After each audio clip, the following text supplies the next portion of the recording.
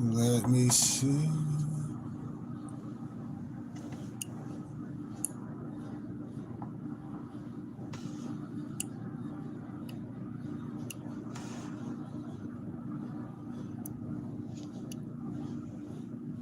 Let's see.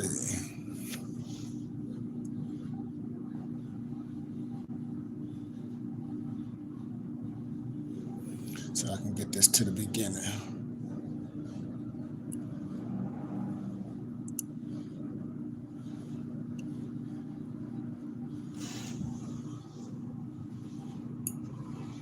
Let me see.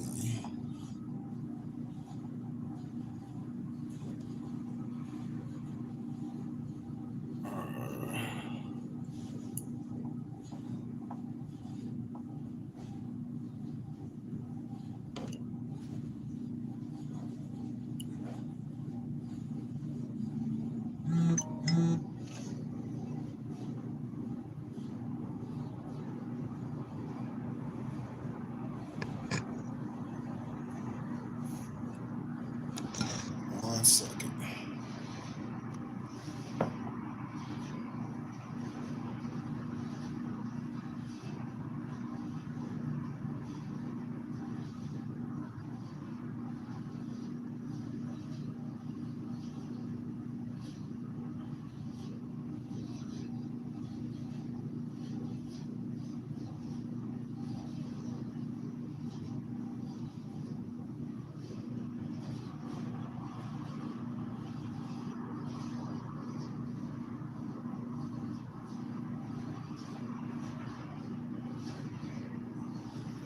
All right. I think we're ready. Y'all ready? I said, are y'all ready? All right, let me get it started. All right.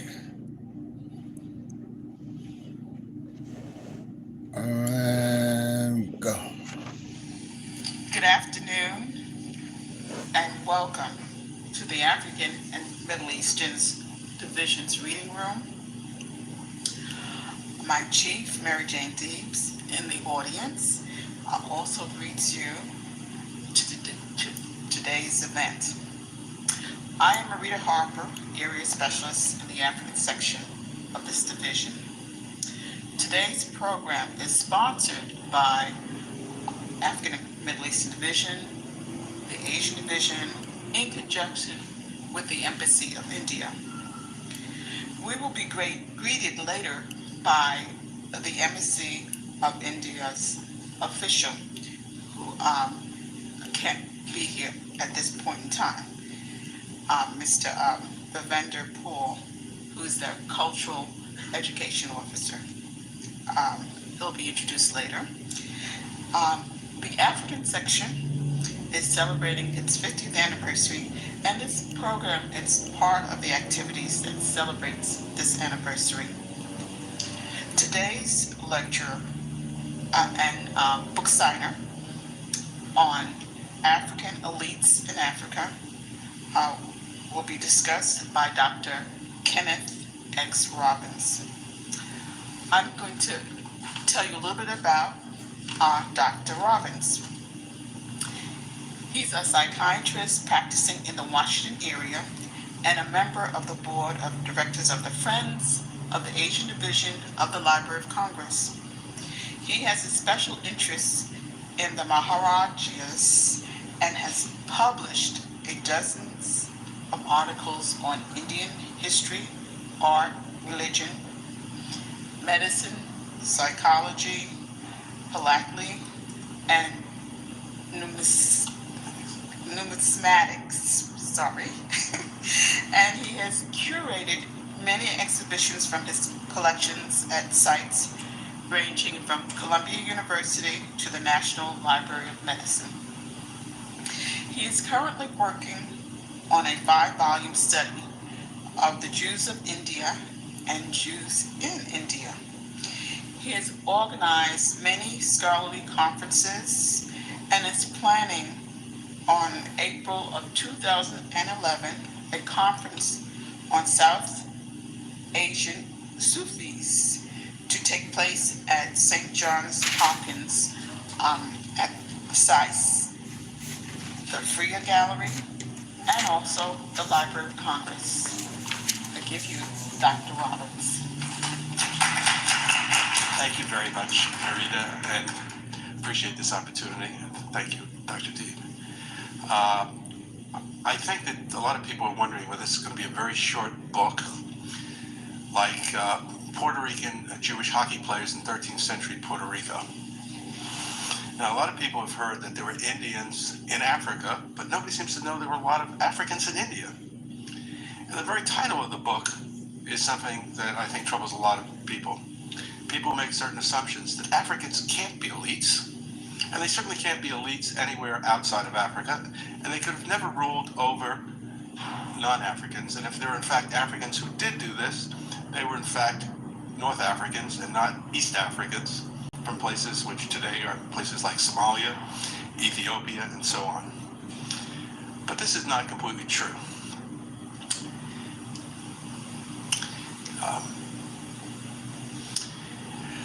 I was playing for you some music by a group called the Sidi Goma, which performs African music today. And here's a 19th century painting of them, and they look quite African. And if one goes to the lower class or middle class areas of Ahmedabad and Gujarat and other places in Gujarat, this is what one finds.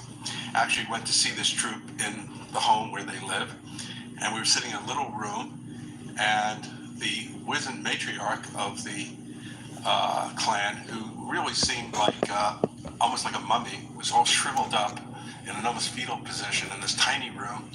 And before you know it, it was like, did you ever see that Marx Brothers movie where they all get into the ship's cabin and everybody falls out because there's so many people? And next thing you know, there's drummers and there's people playing all sorts of instruments and so on and so forth. When this wonderful experience is over, I then speak to the leader of the group, and I'm starting to ask her questions about Africans. And being India, only in India could this happen. The lady, of course, not only cannot answer my question, she reaches into her refrigerator. Okay, I don't know why she's reaching into her refrigerator, which of course doesn't work. And out she pulls my book. It says, if you want to know the answers, this is what you should ask. So my narcissism was very much affected by this. This is also true. A few days later, we went to a dinner party, and my wife embarrassedly said, I wrote a book, and I said, well, what do you write a book about? She said, it's very embarrassed, because this is a book even your mother wouldn't buy. Nobody would possibly be interested in this book. And the guy, of course, had read it. So this book has gotten much more publicity. People are much more interested than one would think in these things. Now, in Ahmedabad itself, the city has a symbol. The symbol is a mosque called the Sidi Said Mosque, which was built in the 16th century by an African. And just like the Eiffel Tower is a symbol of Paris, this wonderful stonework is the symbol of the city of Ahmedabad, one of the most recognizable symbols well known in India today, built by an African. Not the only place built by an African. So there were Africans who were in the elite. In this surrender scene of the Sultan of Gujarat to the Mughal emperor in the 16th century, and slightly later painting, one sees two Africans clearly in the elite surrendering. And there were many such Africans. There are all sorts of legends about Africans. In this epic about the Prophet Muhammad's uncle, there are legendary Africans called the Zangis. And here are the Zangis. You can see the king of the Zangis and all of his minions. And they're wearing these curious fur hats, with most of which are red. And I'm going to show you similar hats because that became the symbol in India of Africans. If you see somebody wearing such a hat, you know they're an African. So, are these people really Africans, or a lot of dark people and skinned people in India? I was shocked when I went to a 13th century temple in Orissa, which is in northeast India, and up on the wall there were two guys in front of the king with a giraffe in Middle Eastern dress, giving him a giraffe, and this is 13th century sculpture. A little bit later, in the 17th century, a zebra was presented at the Mughal court, and of course everybody thought the stripes had been painted on. They thought this was the weirdest thing they'd ever seen. Well, so I found a few people. So what? This is obviously an oddball thing, or a much later thing. Not true, because if you go and you speak to numismatists and see the coin hoards, one finds 5th century Aksumite Ethiopian coins buried all over South India. That means there was trade between India and Africa at that time. By the 8th century, India was an important market for slaves from the east coast of Africa. And the estimates that I've seen range from 4.7 to 11 million people were sold into slavery and then went to Arabia, Persia, and South Asia. A lot of people were coming and going. Much of the slave trade was in the hands of Arab merchants, and many of these were sent directly to India, into a small town, which is now a suburb of Bombay. Bombay didn't exist at the time, which was an entrepot for slaves. It's called Thana. And we have a lot of information about the slave trade there. But most of them came by way of Arabia and the Persian Gulf, and many of them entered into the areas which are now Pakistan. I said there were all these things about legendary Africans who didn't exist. This is a painting of Alexander the Great. Tales about Alexander the Great, not historical tales, but made-up tales. In a similar manuscript, they have him defeating the Tsarist army. So I don't think that actually happened. But they're dressed, they're colored blue. And very often in India, blue and black are interchangeable. And you see gods, who supposedly are dark or black, and they're actually painted blue. And this was painted by a sultan in Bengal, which is northeast India, and where the area where Calcutta now exists. Calcutta did not exist at this time, it was much earlier. And his father had deposed the Habshi dynasty. So from 1486 to 1493, Bengal, of all places, which had no Africans, was ruled by a series of 4 African sultans. We have the coins to show this. Many of these Africans were involved in with other Muslims in military service. And this is a painting. I will show you a little bit because it's a little bit risque. But this was the cover of the book, a painting from my collection. And you can see this fellow's clearly an African, again, wearing this red hat. And sometimes the hat gets much more refined, as you can see in this 1570 painting with the red hat with the yellow. And in this painting, with the guy in the center in the striped uniform, the costume is in fact an African. He's surrounded by all sorts of other Europeans and so on and so forth. And this is all the people of the world showing their obeisance to the Mughal emperor at his enthronement. I also found in the wall paintings there were Africans, and this is a painting of, you'll see, an African. And what's interesting is there are even darker people in these paintings who are not Africans. But some of these people are clearly Africans. Anybody interested in African music can tell you that this is not a glockenspiel. It's in fact a clearly African instrument. This is a 17th century painting. And there are all sorts of stereotypes about Africans. If you have a patent medicine today, who would give you that strength? Of course, an African with a spear. And nobody has any, feels it's politically incorrect to show this kind of thing. I said this painting is a little bit risque, and here's the whole painting. I'll pass over it quickly because it involves sex and drug taking. Those who can show me notes from their mother that they're old enough can see the painting later. A lot of Africans were in stereotyped positions. I'm still not talking about great elites. I'm talking about Africans in an elite. But the guy who cleans the White House is not the president of the United States just because he's in the White House. And these were not people who necessarily were of extremely high status, though many of them did get, even eunuchs get to high status. Here's some more eunuchs in a court scene. What's really shocking is that in a place called Mandu, which has wonderful architecture. Ruins are seen. There was actually a whole core of African women in the harem. And you can see which are the Africans by which are shown three-quarter face and are darker from the woman whose face is shown in profile, who is a dark-skinned Indian. Even in the 19th century, odd Africans turn out to become queens in bizarre manners. In one case, a very important ruler is reduced in rank by the British from the grandiose title of the Nawab Nizam of Bengal, Bihar, and Orissa, three huge states, to the Nawab of Murshidabad, a much smaller area. And he's succeeded by his son by an Abyssinian concubine. The last Sikh Maharaja was deposed as a child by the British when he became a Christian, and he was looking for a good Christian wife, stopped in Egypt, and he married the daughter of an Abyssinian slave and a German banker. So it brings her back with his friend Queen Victoria, to hobnob with Queen Victoria. But these are still oddball things. Africans had higher positions.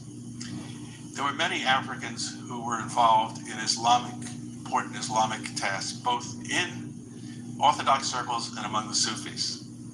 Now, this is a shrine to an African saint, and many of these Sufi shrines have very strange things, because you see what looks like a tomb, it's supposed to be like a tomb, and everybody goes and prays here as if his body is there, but there may be 100 or 200 shrines all over the country that show similar things. And these are Africans, children who are playing in a shrine in their neighborhood to an African saint, Sufi saint.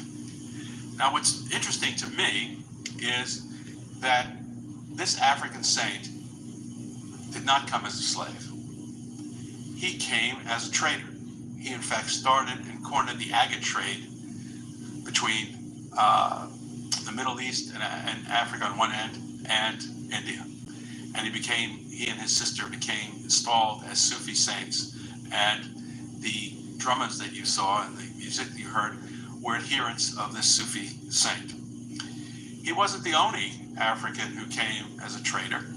We know that in the 17th century, one of the most prominent commercial families was called Al-Entebbe and came from what is present-day Uganda. So if we just look, we find these things. What's even stranger is in the 15th century, Africans captured an island fort, and they did it in a strange way. They pretended to be merchants, got into boxes, and got the boat shipwrecked on the island, and of course got everybody drunk, came out of the boxes, and took over the island. What was interesting to me here is that nobody thought it was any way strange that a bunch of Africans are coming along and claiming to be merchants. If this had happened in Savannah, Georgia in the 19th century, I assure you, it would not be seen as normal. So obviously, there were opportunities for advancement for Africans in India that there were not in other places. It said they were also involved among the leading Islamic scholars. I was looking at a very famous two-sided painting, and here's the Emperor Shah Jahan, the great Mughal emperor, honoring a Muslim specialist in Islamic law. And I get to look at the second side of the painting, and they're centered, nobody had noticed, right in the middle are two Africans. Clearly. I don't think there's any question about it. So how does this happen? If a lot of these, not all these people came as slaves, but a lot of them came as slaves, how do Africans become part of an elite? And how do they become actual rulers in many places, as I'll show you? Because it's the only place in the world where Africans, black Africans, ruled over non-Africans. In the Islamic world, there was a phenomenon called elite slavery, and we're in fact what we so-called slave dynasty. If one looks at South Asia, one sees several things about this. This thing of elite slavery is a situation where, on a frontier, where established authority is weak, where there are foreign elites coming in and taking over. And within the elites, there are struggles between different Muslim elements.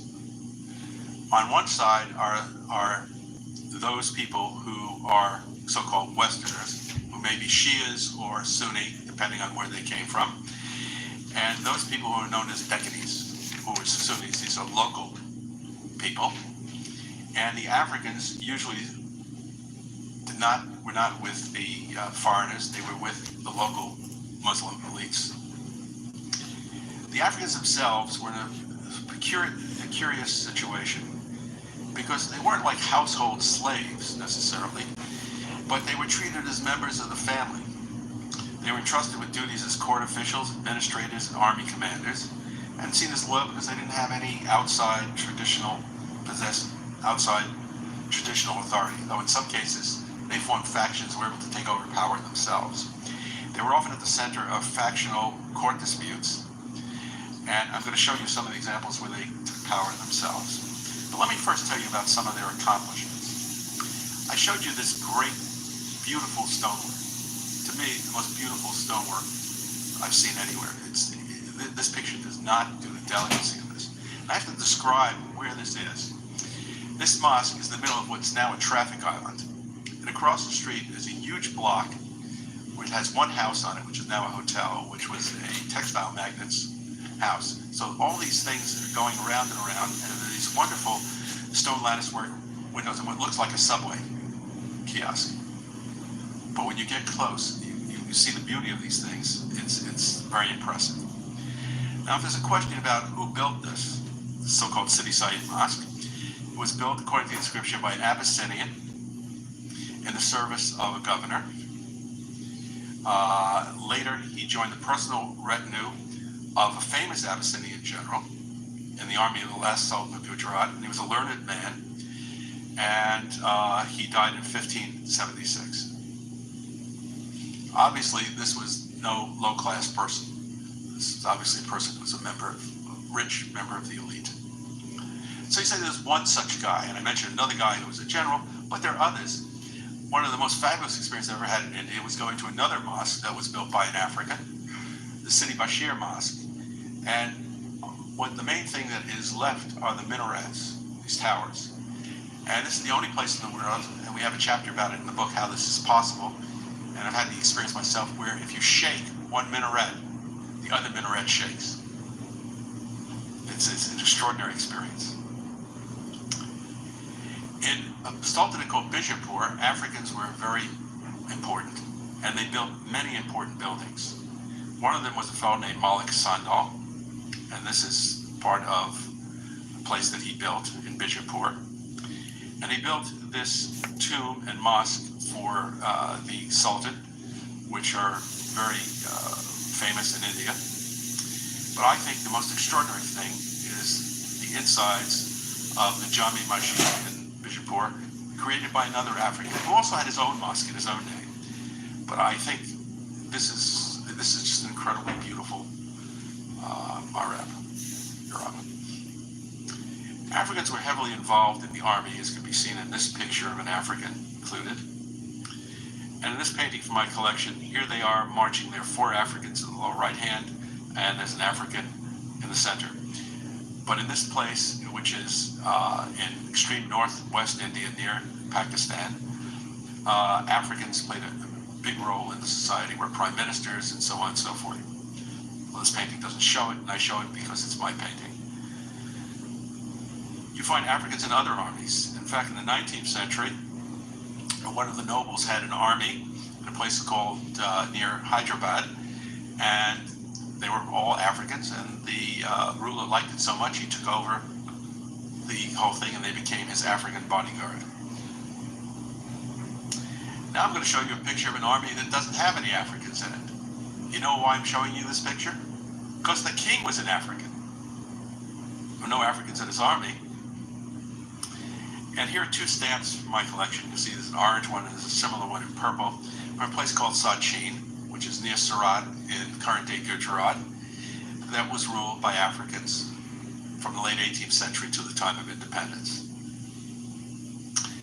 So when I start to make a list of this thing, here's an incomplete list of what I found. What places were ruled by Africans? Well, the first one that I came across was a place where the first sultan was a eunuch, and some people think he was an African. Couldn't prove it one way or another. Then when he died, his position was taken over by another group from Delhi, and other people think that they were Africans. I did find out, of course, that the major figure, holy figure in that thing, Muslim figure in that thing, was in fact a Syrian Jew who had converted to Islam. This is in the 14th century. So people were coming back and forth from as far as Aleppo and Africa, even in the 14th century. Vasco da Gama did not discover India. There were people here before Columbus came. The most extraordinary thing were the Habshi Sultanates of Bengal, who ruled only for 7 years, and there were 4 of them, who came as an army and took over Bengal. Then there was Sidi Masood, who was prime minister and master of the palace of Bijapur and formed a small rump state of his own.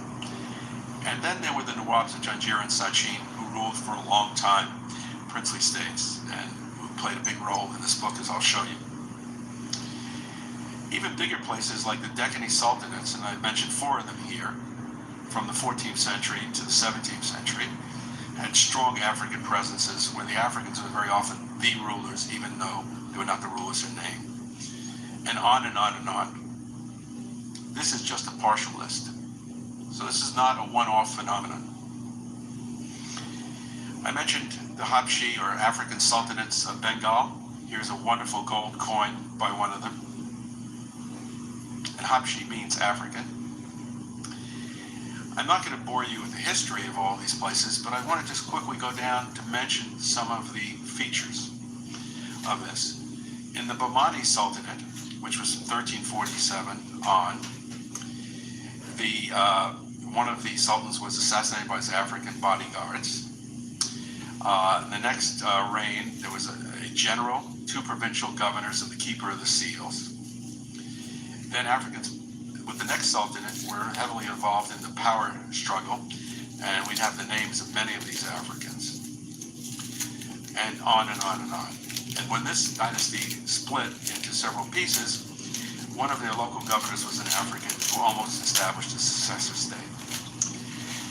And this whole area, which is in central India, you can see Goa in the lower left, was split into these 5 sultanates, all of which had strong African presences. I'm not going to give you all the details of these things, but I think you get the idea from the list of all these things, and there will not be a test on all this, that Africans were involved in the power struggles and were prime ministers and so on and so forth. The most important of which was a fellow named Malik Ambar. Now, in the book, we trace Malik Ambar's back to the Kambata region of Ethiopia, where he came as a slave. And he went from slave, oh, by the way, he was a slave of a fellow who was a slave, an African slave, but was also prime minister. He went from this position to being the most feared enemy of the Mughal emperors. And the Mughal emperor was obsessed with this guy, absolutely obsessed with him, called him all sorts of racist names. The reason he has an owl on his head is because an Indian owl is a stupid bird rather than a smart bird. And this is his dream of killing his great enemy, this African, that was able to get him. This African perfected guerrilla warfare, and the demise of the Mughal Empire was by Hindus in particular, who served as his generals. So in today's politics, where you see nationalist politics, which are seen in terms of Hindu-Muslim issues, Shivaji is seen as great. He's a Hindu leader of the Hindus who perfected this guerrilla warfare. He served under Bijapur rulers, where an African, Ilkus Khan, was really in charge of everything. His uncle, his grandfather, his father all served under Africans in these sultanates. These is a map of the books of the waterworks that he created in the state, which are an example of the most advanced waterworks in India in his time in the early 17th century. This is his tomb, and this is his son. His son, of course, took over, and the whole thing was really thing. Malik Anbar had married his daughter to the Sultan. The next Sultan's sister may have been the wife of Malik Anbar's son, and so on and so forth. And everybody is getting killed, and the Africans turn out to win in the end. Even though they're on the wrong side, they get pensions and they win.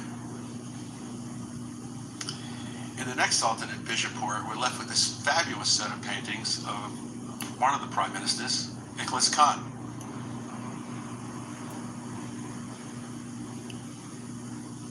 Here he is with the Sultan, and he's, of course, the one who really holds the power. Now, I like these Sultans very much because they were interested in art, and I love art. But they didn't do any of the work, and none of their paintings show any battles because they didn't fight in any battles. And I made a list here of some of the other important Africans there, as you can see in the lower left-hand corner. And it's amazing when you start to look at the history of this. In 1580 to 1627, the Sultan was this great, considered himself the master guru and the master artist. And he did these wonderful poetry, books about music, and so on and so forth. Great Persian influence. Of course, I love him. He didn't do anything politically. And an African party under Abyssinian party under two Africans, Dilawar Khan and Nicholas Khan, whose pictures I showed you, really ran the country. Nicholas Khan continued to run the country under the next Sultan, and there were a whole set of other wazirs or prime ministers who were Africans. They're all named in the book. And again, there won't be a test on this. One of those African prime ministers developed his own personal state and was later conquered by the Mughals. And again, the interest in this comes about in different ways. He was a great patron of paintings, of Muslim-style paintings, and his paintings and painters were taken away to far-off Rajasthan, to the desert of Bikaner, and the whole school of Bikaner painting and Rajasthani painting flows out of those painters. We don't really understand the percentage of them that came from his atelier and the others that came from another Muslim court. I wanted to end up by telling you about two other princely states, because these are places that I'm closely connected. One is near Bombay, and you see the Africans dressed in their Arabic dress, the ship, and they were great admirals and great sailors. And this is their impregnable island fort. And one comes up to it on Dhow. It was a whole city in here, and which has only in the 20th century been deserted. It is now in the Archaeological Survey. It has wonderful mosques, it has wonderful towns, and so on and so forth. And you come up on a Dhow with other tourists, other Indian tourists, because no Western tourists ever go to this place. And you've got to jump out quickly. You can see what it's like. There's this little entrance, there's stairs in this entrance, and unless you jump out of the boat quickly, you're going to be jumping into the wall. So you got to jump right into the water. So you've got to picture me, I'm leading a group, and I'm not too swift. And I got with me an 88-year-old guy with two canes, and a 78-year-old guy, and we're trying to maneuver these people and get them out of the boat before we crash into the wall, but we do. And there are wonderful, carvings all over the walls. This is a map that I found that the strongest navy in the area had tried to attack this fort over generations, over 30 times. I think it was 36 times or 37 times. Never was impregnable. But this is the one thing I liked the most. This was the secret escape exit from the fort. I felt like Errol Flynn when I found this thing. So where did the rulers live as times changed and things became more safe? They built a palace on land. And 100 years ago, 110 years ago, and this is the palace.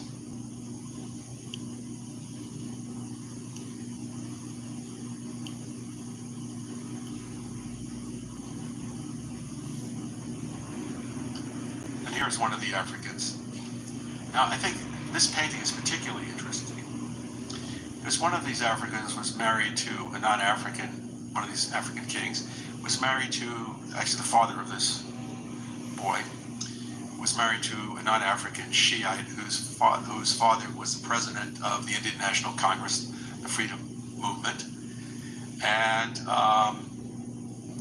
her sister, in other words, the Queen's sister, married a local man from that area named Faizi Rahman, who was a great painter.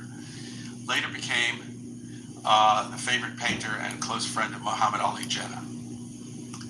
And there are a couple of things that are very strange about this whole situation. This Muslim, Faizi Rahman, was in fact born a Jew, a local indigenous Jew, and he came from this place. As a matter of fact, the Africans were ruling over this place, and there were more indigenous Jews than there were Africans in this place. I don't think you can find a history like that anywhere else in the world. Indigenous Jews. And here's the present men who would be Nawab's three sisters today with their families. The woman in the lower right-hand corner is a historian, the Nawab's niece, and she wrote part of the chapters about this. And as you can see, they intermarried other Muslims. The man on the left is not an African. His wife is right next to him, and she's lighter than him. You know, you talk about the color, and you know, what does color mean?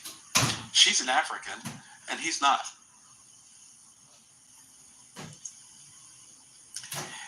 In the 18th century, the family had a dispute, and they were also admirals and chief admirals of the Mughal Navy, and controlled the whole western coast. And they formed another state in 1791. Here's one of the rulers of that state. And here's a guy who was ruling about 1930, very handsome. And the only thing that we took out of this, I don't know, it's being recorded, but I think I could say it anyway, that we took out was that he is was the father of two famous movie stars by his lovers. Here's his coronation.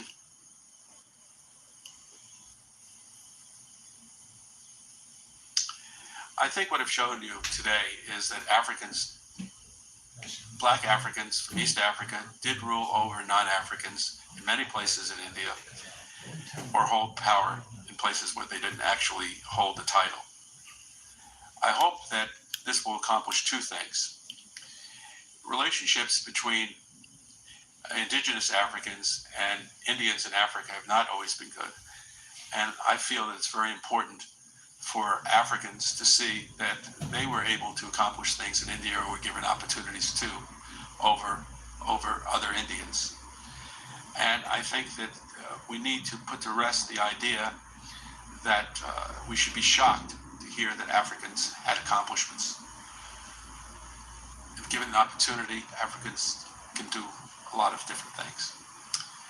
I want to thank you, and I'd like to just take a few words from the Indian Embassy, from Verinda Paul, Minister for Culture and Press, and then open up discussion to questions.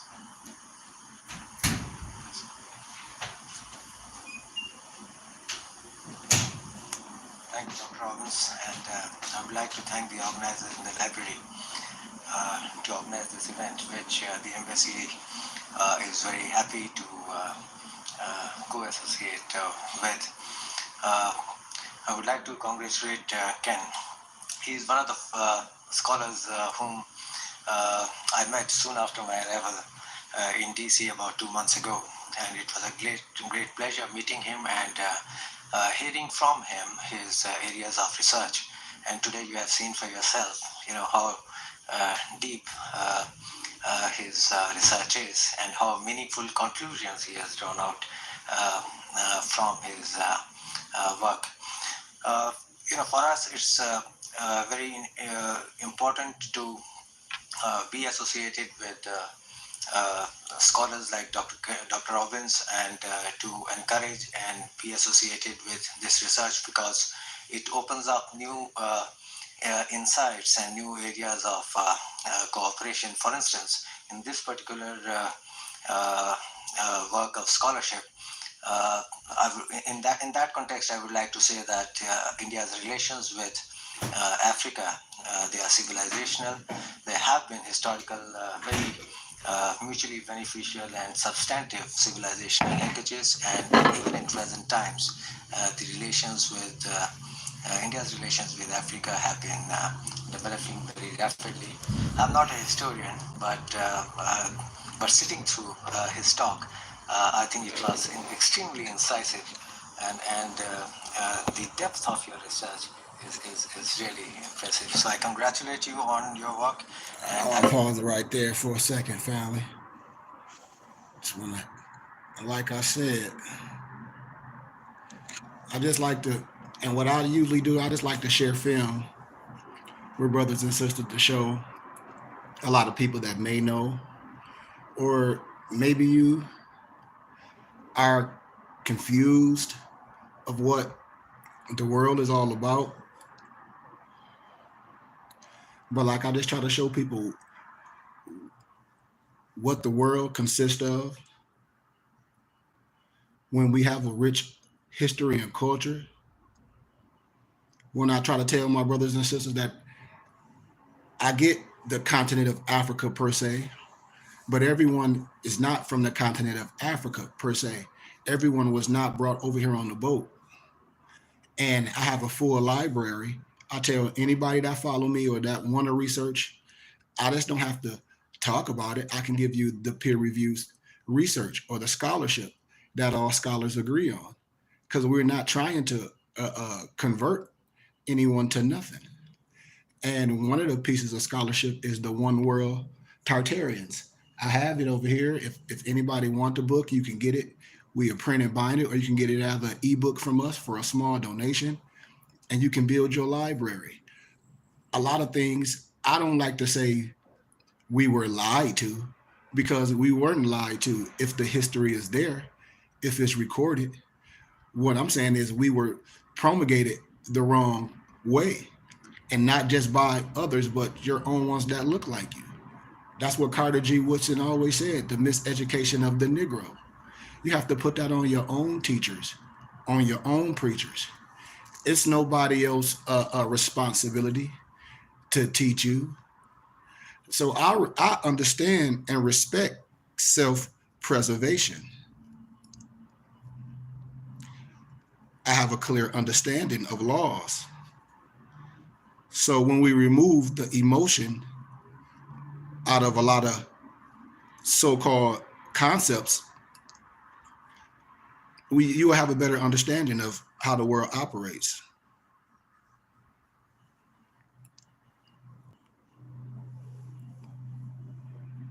Especially pertaining to today.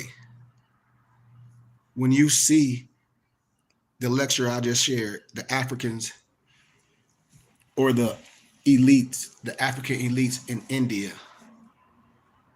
and then as we start showing other peer-reviewed scholarship from other writers in first century, like David MacRitchie, he wrote a 2-volume series of the ancient and modern Britons. I have those available for you as ebooks. I have a book that all academia say is very, very important, and I hope brothers and sisters are writing these down. It's another book called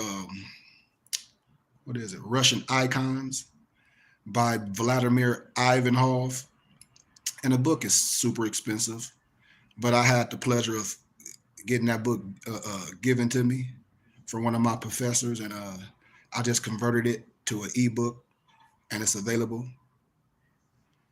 And in that book, it's showing you the Russian icons in Russia, and then it's showing you how, no disrespect, the heathen, the Gentiles trying to whitewash themselves in the history books.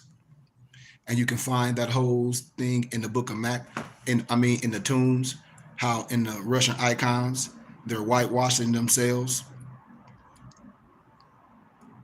from what's written in stone. And in the books, it shows it. I can take you to the Catholic churches. And when you go in the back, because I was able to go back, because my professor is a potentate out here, and he's a priest. And I remember one year they had the Greek Fest, and you know I'm nosy because as soon as you walk in, you have a lot of the Russian icon pictures, but it's a certain type of art style to where the noses are sharper. I forget the name of it. I have to ask my mother because she's an artist. But anyway, and of course the skin is melanated. You know, they wasn't this color. They were a brown skin. But just for me knowing and being introduced to the wisdom, I'm always be transparent with my brothers and sisters. I'm never gonna lie. I'm part of the Philosophical Research Society. You know, I haven't took no oath. I'm initiated through wisdom and understanding. So when you're able to see, when you're able to have the wisdom and to share it with brothers and sisters, that's my duty. And I tell people, like, there's nothing new under the sun, nothing's hidden. But back to the research, you got David McRitchie of the Ancient and Modern Britons. You have Vladimir Ivanov, the Russian icons. When I lectured the other day, I showed you Alex Pushkin, all those brothers and sisters I showed you in the research. And so what history is really about and what the world is about, even with politics, man, I think a lot of our brothers and sisters don't have a clear understanding of politics. And that's the thing. We have a lot of people that don't even really like politics or don't even understand politics, but just emotional and confused on the 13th, the 14th, the 15th Amendment, accused on manumissions, just confused, especially when you identify as Negro, Black, and colored.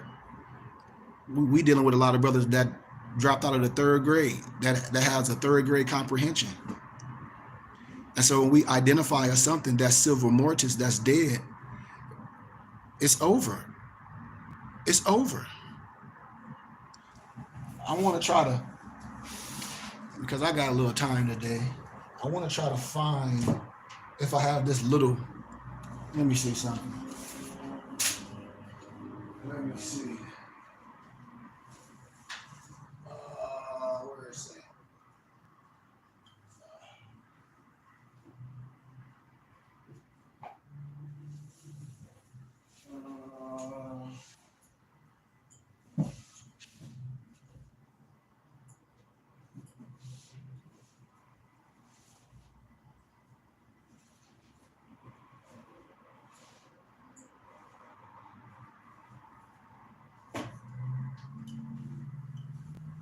Ain't no telling. Ain't no telling where I put it. Ain't no telling where I put it. But I don't even need the book. I be telling all my family and friends, man, like it really have to come a time to where we have to really do something. All my brothers that's ministers, that's teachers. I mean, we know each other. The thing, sometimes it really doesn't make any sense. And it's very disheartening when brothers, I don't care if you a Christian, a Muslim, a Greek fraternity, or whatever you claim to be, we should have a common denominator. I just lectured Saturday and told you all the biblical scripture has nothing to do with, and no disrespect, with no European, with no Albion or this. I just showed you all the old ancient church fathers and the first church are melanated. I gave you all biblical scripture. So anytime a misnomer Black man is preaching some dead gospel and some you got to die when you slave, and that's the only time you're going to have something free, they're not a biblical scholar. I just showed in the Old Testament and the New Testament who were the first church fathers, what the order of Melchizedek is, and we steady out here playing a game. And I asked all my brothers, and they promulgate some black stuff, but then have the audacity in the same breath to say that you're educated. You promulgate this black stuff and then say you a child of God. Well, according to science and law, correct me if I'm wrong, black is dead. Negro, black, African American are all synonymous to slavery.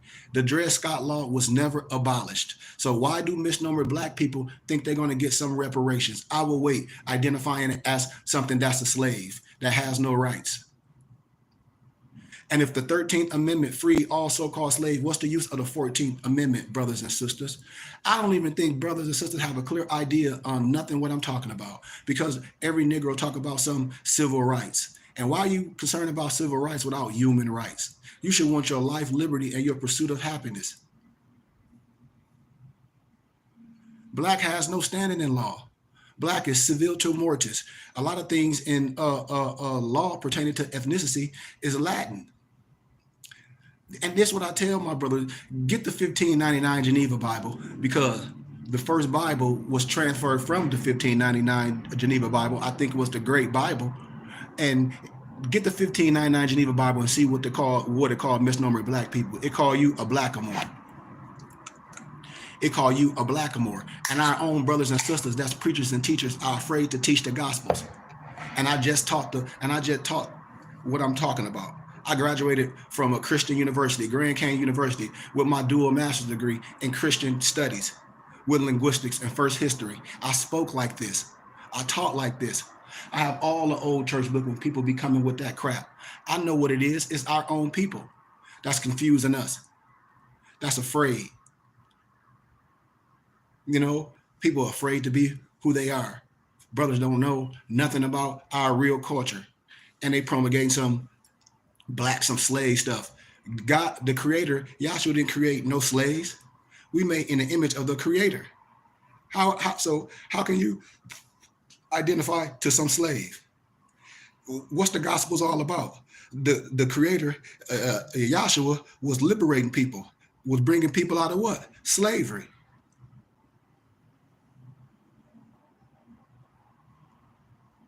And we just gonna sit up here and play around with the gospels. The gospels is clear. Everybody be like, well, it don't mean it's what we're supposed to. That's what I'll be telling people. Like, people be afraid of the gospels, especially melanated people, because I ain't worried about nothing else, because I'm cool with my European Jews. I have no problem with it. But when it comes to the truth, I'm gonna teach the truth, no matter if it fills the room up or clears it out, because truth has no sides. Is written. When you want to come to me about some biblical so-called history or some civics or even finance when it comes to business, I know people been getting shammed. And you get shammed by your own people, our own community. That's it. Because if the stuff was so righteous, you don't have to take nothing to a whole bunch of people that's poor and spend their money on Jordans and marijuana and then act like they don't have no money to do nothing. Brothers, it's a million brothers in the city of Flint that's preachers, that's teachers, that's know each other. We're supposed to have our own conglomerate. It's a waste. When I talk about brotherhood and coming together, everybody in splinter groups. And when I talk about solidarity, Negroes don't know what I'm talking about because they don't know anything about brotherhood. Because everybody out here is assuming. Oh, I think this. You sit up watching a whole bunch of YouTube videos. And religion has separated us, but we're using the same books and the same things. And when I synchronize the teaching, both religions have the same forefathers. You letting somebody step on your neck. And don't understand, we don't teach nothing outside of ourselves. I tell all my brothers, come to class and learn.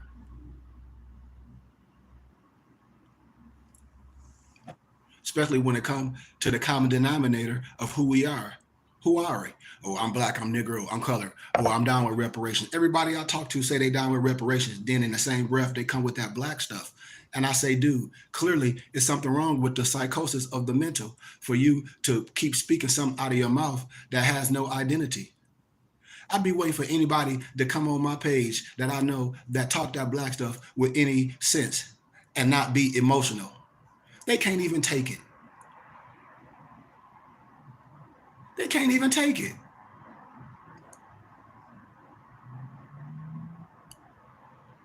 And you wonder why certain things and certain spears or why young kids are not gravitating to brothers preaching gospels and things. Man, don't no young kid want to hear that dead gospel. You talk about it don't matter, and the kid don't have nobody to look up to or nothing, and you say the Lord love everyone. And he just going to keep beating that down their face, but you're not going to show them who they are in history, and that they are in the biblical books, and that they were the first teachers in not only history and in the biblical scriptures. They were the first church fathers. They were the teachers, the seers. What are brothers talking about? When you see me, the first thing brothers that don't understand what I'm talking about, Brian, or their history, they'll see me in my city of Flint, or they'll see me somewhere and don't know what the Fez is about. The Fez is your national headdress. The fake dead black Muslims were the Fez and clandestine. And see, I know people that went to school with me that's Freemasons and then Christian preachers. The Bible says how you don't take no oath. You don't take no oath. You a Freemason and a Christian preacher. How? And you got a potentate and a black Freemason to tell you that he's some damn widow's son. How? And then you preaching at the same time. It go against your tenets. We did the biblical scriptures about brotherhood. Yahshua was under the order of Melchizedek. That's why I be laughing at brothers when I don't be knowing where they be getting their gospel from. Yahshua was under the order and under the brotherhood of Melchizedek.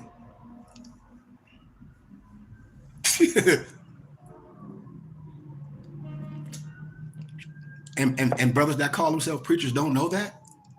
I know brothers right now, brothers and sisters that's on here that call themselves ministers of the gospels and don't know nothing about the Old Testament and get up there and say that they some New Testament preachers. Okay, well, yesterday I just taught in Sunday school and showed you who in the New Testament, who all those people are biblically, and we still not going to teach and preach on the culture.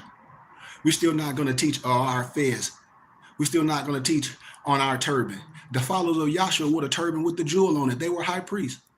The followers of Yahshua wore the bonnet. You know, like the kufis I wear in the biblical scripture is bonnets. Muslims call them kufis. They wore the tunic, cotton or silk, with the girder. But see, most brothers and sisters, they don't even have the lexicons to go with the Bible to interpret the word. They just be repeating nonsense. I call it polyparroting because they can't prove all things. 1 Thessalonians 5:21 says, prove all things and hold fast to what is good. The first thing them brothers started doing is getting mad and start preaching. You can't, it's qualifications to be a pastor and a teacher. It's right in Titus, and they be mad when I say that. I say, what's your qualifications? Oh, I was called. By who? You see what I'm saying?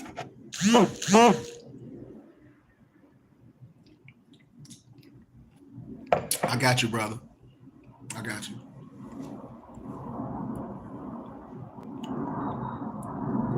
It's no culture in this teaching. It's no culture. It's no history. When people be saying they this and that and the other. Okay, well, you afraid of your culture? Or when you see the European Jew with his yarmulke on and with his talent, ooh, look at it. You be all in awe. When you see the Al-Islam Muslim with his kufi on, when you see the Indian with his turban on, ooh. You see the Palestinian, but they wrap you in awe. Culture. But what's your culture?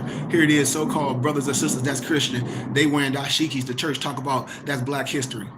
Well, dashiki and that kente cloth is in your biblical scriptures. You should be celebrating your culture every time you up in there ministering a word to your people, contextualizing it, bringing them out of mental and physical slavery. That's your whole mission as a so-called God in the flesh. That's your whole mission. What? To bring your people out of slavery.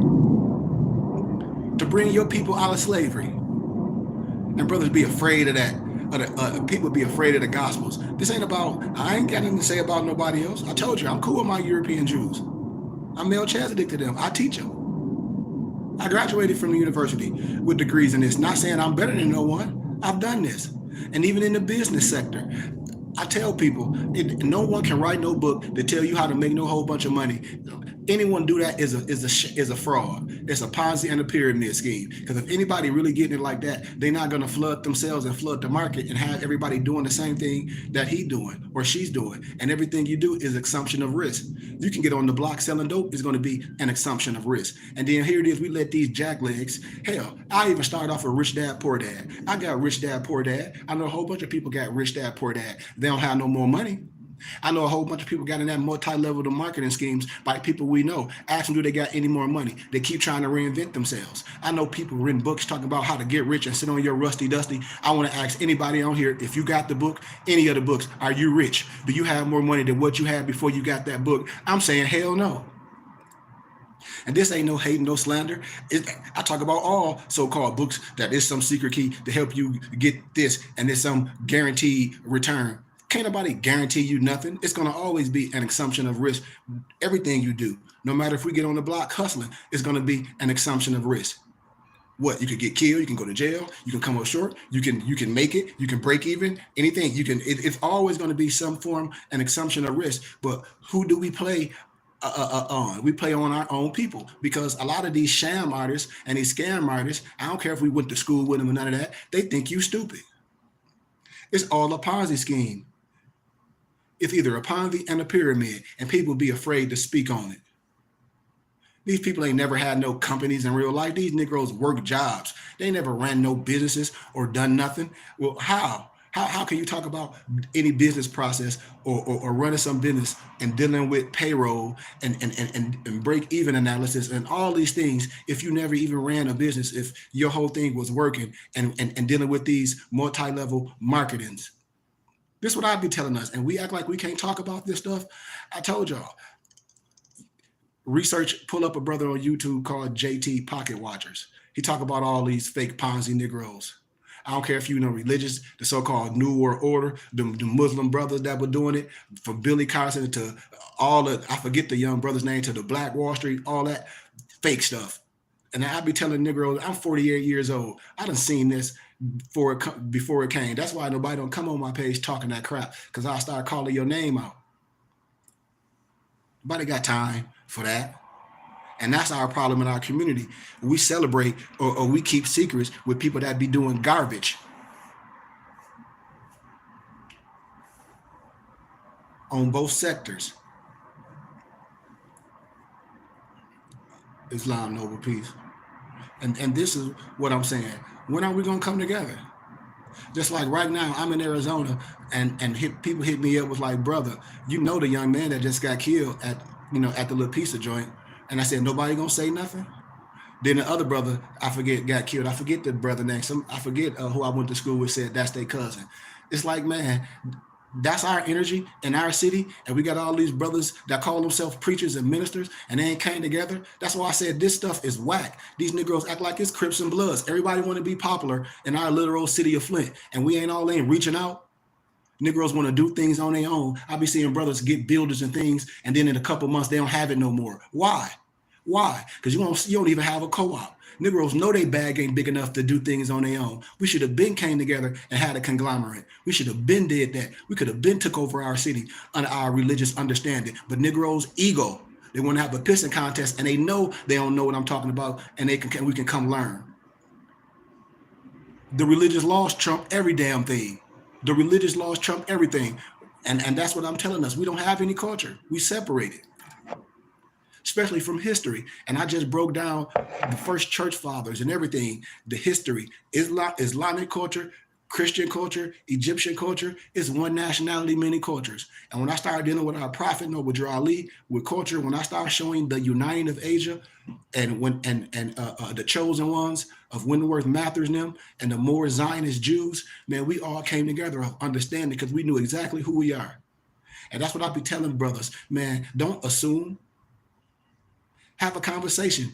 I ain't never dissed the biblical scriptures. I have a clear understanding. How are you going to say that you a child of the Creator and you diss the biblical scriptures and history, and it all aligns?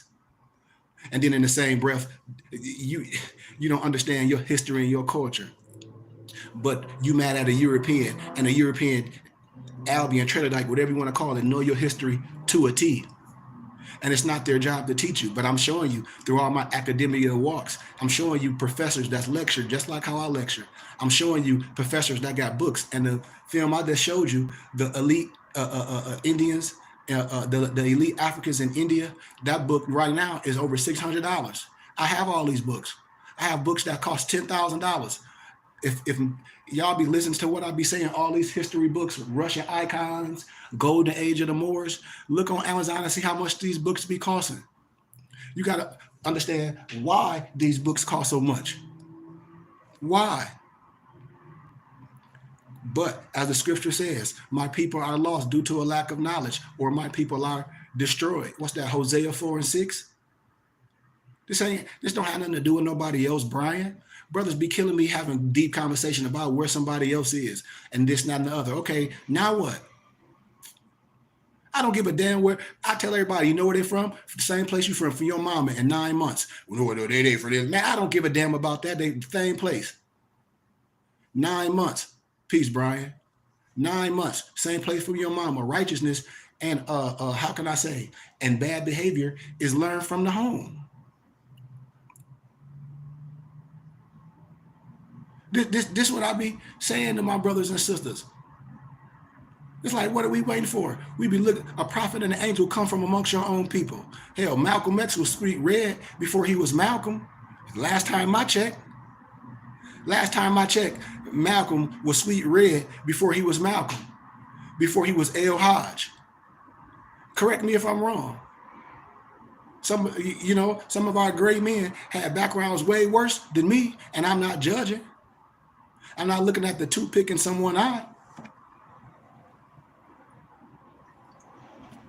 But when I talk about us as a culture, we can't even see our own brother and look at our brother in a position. We got to look at some stupid entertainer or somebody else's culture and pull them in to say that they are teachers. And I get to say that they are teachers.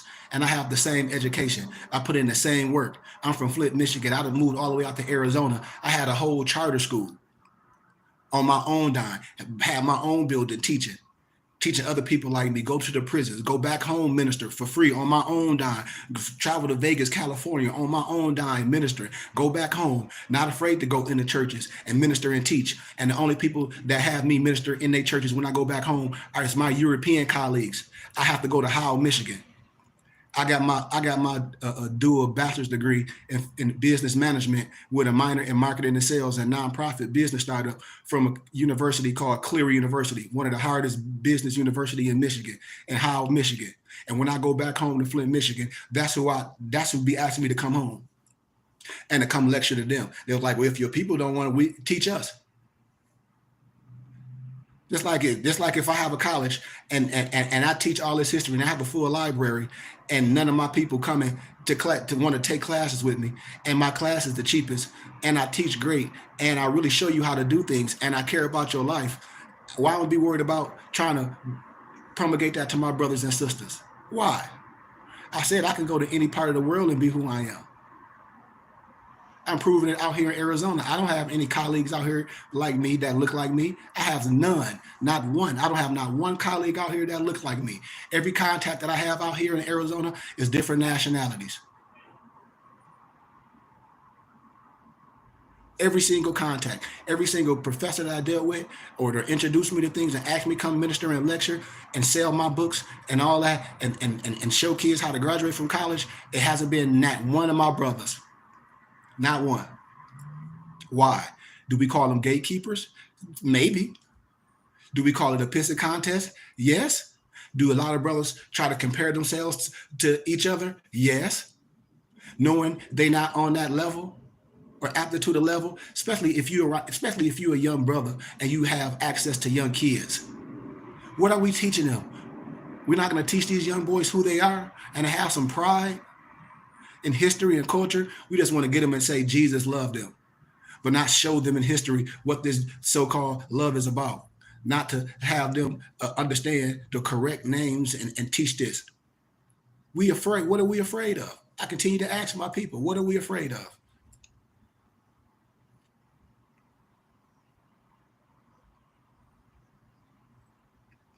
What are we afraid of? I have a full library. I tell brothers to hit me up. What do you need? especially right now with politics, with Democrat and Republican, and with all this DEI stuff, and brothers still marching. I said, y'all Negroes still marching? Y'all listen to these, no disrespect to these older people that still having you do the same thing. It's like payola.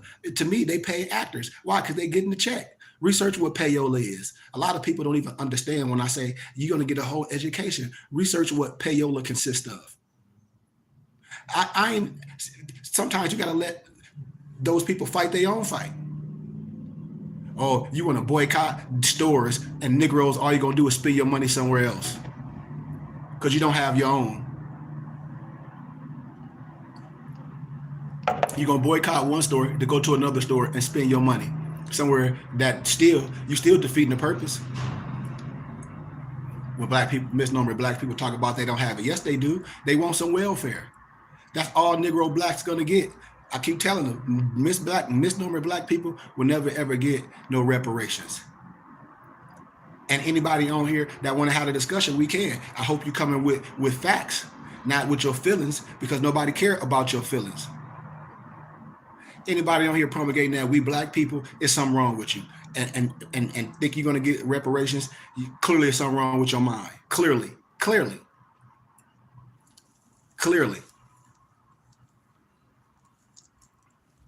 And all the history I'll show you steady identifying as a Negro, black, and colored. Everything you put in front of, we black this, we black this. Okay, that's dead. So put dead in front of everything you call black. Black love, dead. Black church, dead church. Black bank, dead bank. It's dead, it's dead. And Negroes be talking that stuff, and I say, okay, let's deal with some more history facts for my brothers and sisters that say they got degrees in African American history. And I say, what's that? And they don't know, you have no idea what I'm talking about. Okay, well, let's deal with a part of history. The Willie Lynch, that every misnomer black people be rapping, the Willie Lynch theory. Do y'all think that's real? You may have heard rappers, Talib Kweli, talk about some Willie Lynch. I'm telling you, Willie Lynch is faker than the fakest fake man. I'm telling you that Willie Lynch is faker than a $3 bill. I'm telling you, and if anybody on here want to have a real discussion on it, we can. I'm telling you, it's Eurocentric and Negrocentric propaganda, and they let slaves have that stuff. And I can show you where it came from historically. Why? But why we mad? If it was a Willie Lynch letter, it'd be in a Library of Congress. It ain't no Willie Lynch theory. Black wasn't even used to describe ethnicity in the first century. Black was only used to describe in the theater or in the theatrics when the black curtain come down. See, these is facts. And then we'll be dealing with the movie Roots. Alex Haley plagiarized Roots from a European named Harold Colander, a book called The African. And Harold Colander not plagiarized, but made all that up. It's pseudo to push that out of Africa crap.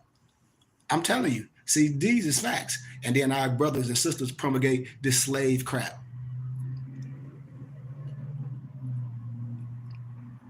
I'm telling y'all, I pull out the One World Tartarians and the European scholar telling you that I don't know what these people talking about. This is what it is. But the saying still goes, brothers and sisters. If you want to hide something from a misnomer Negro, black, or color, or African American, what do? You put the science in the book. Why? Because the Negro is not going to read. He's just going to complain and try to just preach to you. That's what he going to do. Don't nobody want to hear that. Man, don't nobody want to hear that. These kids don't want to hear that. These kids being killed. These kids need to see us out in the streets. They need to see us united. See brothers with their fez on, their turbans as one. Not no whole bunch of slave gospel on your knees. Ain't nobody coming to our community killing us. Ain't no clan coming to in our neighborhoods killing these babies. These are our own people. Somebody nephew, somebody cousin, somebody brother, or somebody husband doing this stupid stuff. Acting like we not a family and we not culture. We have digressed when you walk past a brother and you don't see your brother. You don't see yourself in the mirror. And that's what I be saying, man.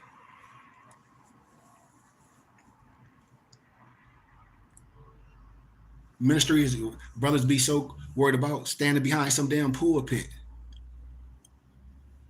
You know? It's like, okay, now what? We should have a common denominator, who we are as a people, our nationality, our race, and our status should be very important today. Because if you confuse the 14th Amendment today and talk about that, well, the 14th Amendment was for children of slaves. Are you a child of a slave? if you identify as Negro, Black, and color, you are. I ask anybody on here, most of the people, the average people, they don't even know what the Declaration of Human Rights Article 15 is. I ask every brother, do you know what the Declaration of Human Rights Article 15? They have no freaking clue. And then want to have some conversation with you about rights and about law and who we are as a people. And they don't even know none of the basics. You shouldn't even be having a conversation with a person like that that's not willing to learn. Because science, as an adapt thinker, if a person that act like they know and you know they don't know and not willing to learn and be educated by someone that they knows, you got to walk away from that fool because they perpetrating. Because they perpetrating. Because they perpetrating. And we have a mission. To what? To civilize the uncivilized. Why? Because 85% of the world is dumb and blind. 10% of the world know the truth, but won't tell it. I call those Negro gatekeepers.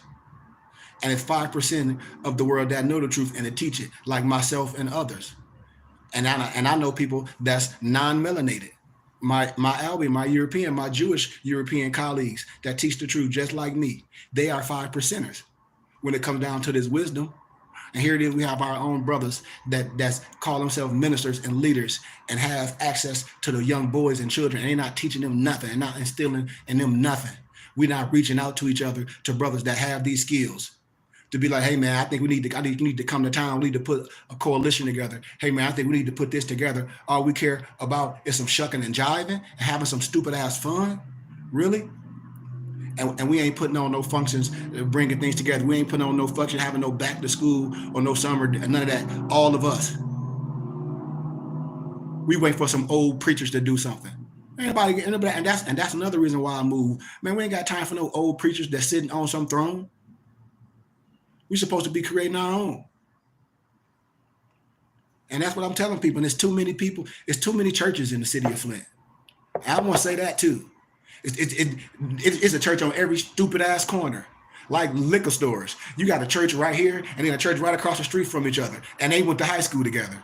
Damn, y'all should come together to be a conglomerate. You ain't thinking that much. So here it is in one, like I say, I use my neighborhood, the Cook community or the Second Ward. Say in the Second Ward, you got 8 churches, a misnomer Black churches. That's the stupidest thing in the world. So in that little small area, y'all, the money being split to these organizations instead of y'all coming together, being a conglomerate, it's ego. It's ego. Because Negroes think ministry is just getting up there running their stupid ass mouth. Excuse my candor. That's what they think ministry is. They think ministry is just getting up there. I'm going to do a sermon. Don't nobody care about that sermon. Don't nobody care about that stuff that you done recited or probably done read out or probably done got from a book.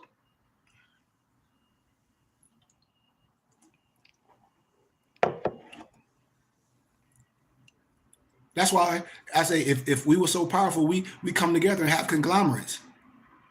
You got a church right here. This brother went to high school, went to Northern with you in the say 80s. Then right across the street, you got another brother that went to say Central, y'all or Northern, right across the street from each other. And then down the street, you got another church, boom. And then around the corner, you got another church. They all went to school with each other. Then you got another church, and everybody know each other. Man, that's crazy. But this in the same 1 mile radius. I say, but this in the same 5 mile radius. So in a 5 mile radius, you might have 6 churches in a 5 mile radius. And I'm just using a small number. That's crazy. And brothers still ain't figured this stuff out yet. When I talk about coalitions, when I talk about coming together, it can't happen because that'd be people claim the fame. That'd be a lot of these people livelihoods. And it's sad. You should be able to create because we should have our own libraries. We should have our own stores where we making our own material, our own jackets. We should have our own herbal places and our own holistic doctors and things, which we have here at our temple and school. I have holistic practitioners that practice herbs, and healthy healing. And we work out. We do all this. We produce our own regalia. We have our own book company where we have ebooks, My PDF Books, books with the Z, bindedbooks.com. MorrisHaberdasher.com, where we have our own page where we make our own clothing and we have our own regalia, you know, our own temple web page, bbtsciencetemple.com, where we have a full library. What else do brothers want? What else is brothers and sisters looking for?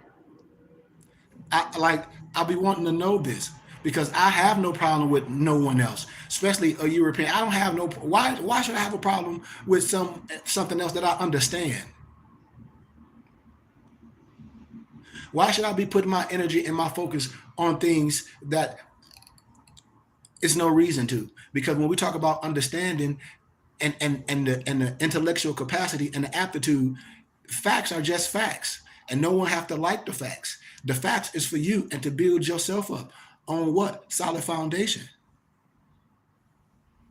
When I tell people I could have, man, do you know how many people pull me, want me to debate and do all this? I never debate no one, because I don't want to embarrass no one, because I'm not, listen, I don't debate no one. All I do is teach. And I only debate my equals. Anyone else, I teach. I only debate my equals, and my equals I'm not going to debate. We can have a discussion, because debating is a lower energy. We can have a conversation, you know?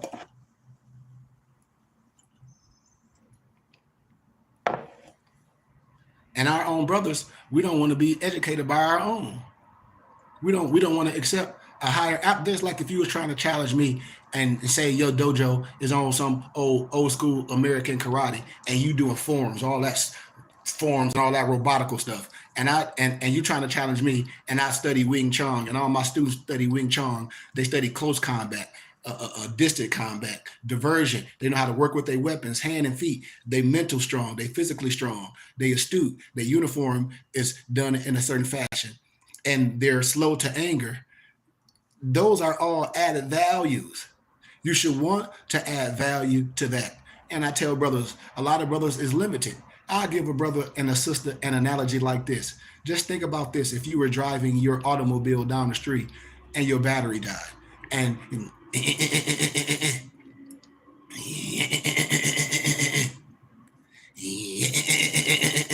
you call your partner, boom, they come give you a boost, and bam, you're able to go. Therefore, that battery had enough energy or enough juice to be able to accept the boost. Because if the battery was all the way dead, it wouldn't be able to just take a quick charge and go. So therefore, the battery at least is at a percentage. What I'm saying, brothers and sisters, you got to understand that you at a percentage, you got to be able to accept this charge from your brother. You have to be able to accept this charge from your brother. And if not, that's the sin. Because we clearly we playing, especially my brothers that's ministers of the gospels. Clearly we playing. Melchizedek, I'm your brother. Man, this should have been organized. We should have been came down to this, especially my brothers and sisters that's call themselves ministries and ministers. Here it is. I have people that if you came to Arizona, or if I show these professors and these so-called potentates that's under the auspices of myself, why not you? And when I say the auspices as a map and a guide, I'm not better than no one.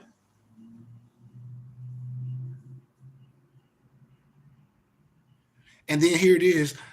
I'm willing to come back and teach to my brothers and sisters. And I say a workman is due his hire. When brothers talk about they don't have it, like, do you charge? Man, listen, I have product. If you getting product from me, if you getting books and things, say, yeah. If that's like you, that's like I asked, that's like one of my students asked a person, they was like, why you have a problem with giving a donation to our sheik, and you will go to church, somebody invites you to church and you give a donation? Why? Like, you don't want to see this brother successful? You don't want to see him have his own building and all that? Yep. Okay. So why you don't give to this brother just like you'll give to somebody else and take a chance? Just like when people be talking about certain people, nobody gave me $250,000 and say I was opening up no school. That's why I be telling people, this ain't about me. It's enough brothers and sisters. It's enough abandoned churches in the city of Flint. Brothers could have came together and have our own temple and school. It ain't just no dang old church. When we see misnumbered black people, all they do is go to church on Sunday or go to Bible study on Wednesday. And what Bible study is about? Nothing. It's no computer classes. It's no food classes. It's no finance classes about understanding a dollar. It's no health classes. It's no physical fitness classes. None of that stuff.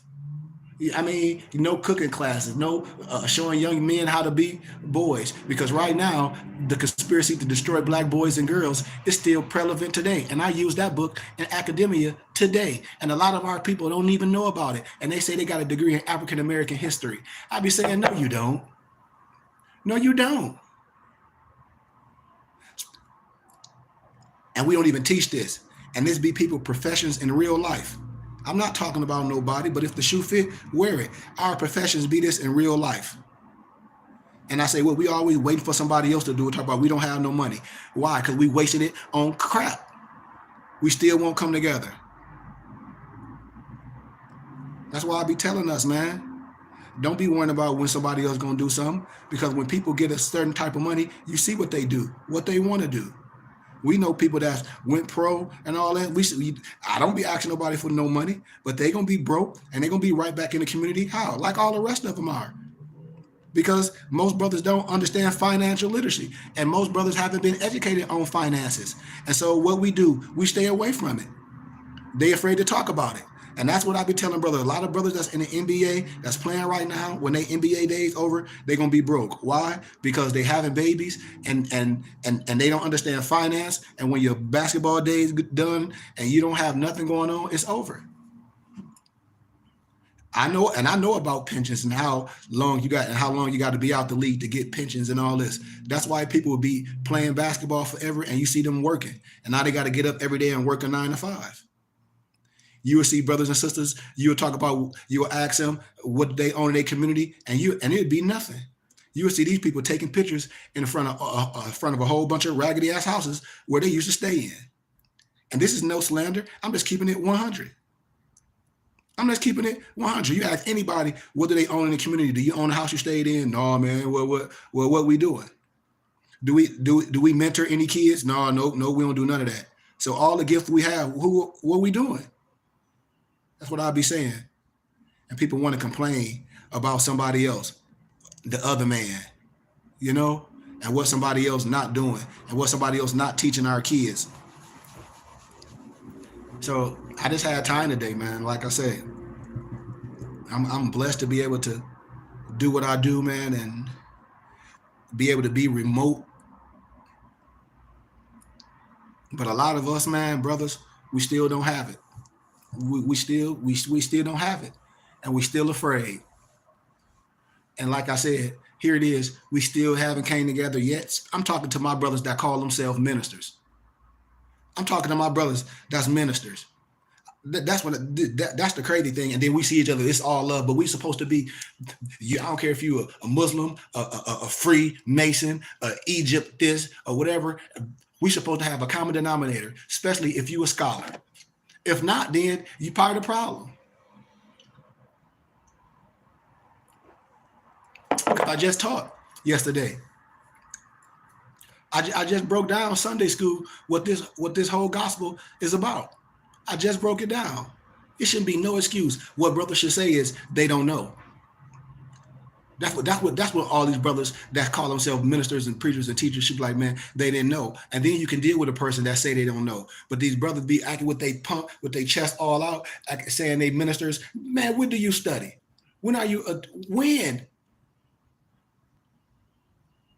And then the brothers' gospels and someone is bringing light to you and it's there, you should accept it. If not, you know better than the other.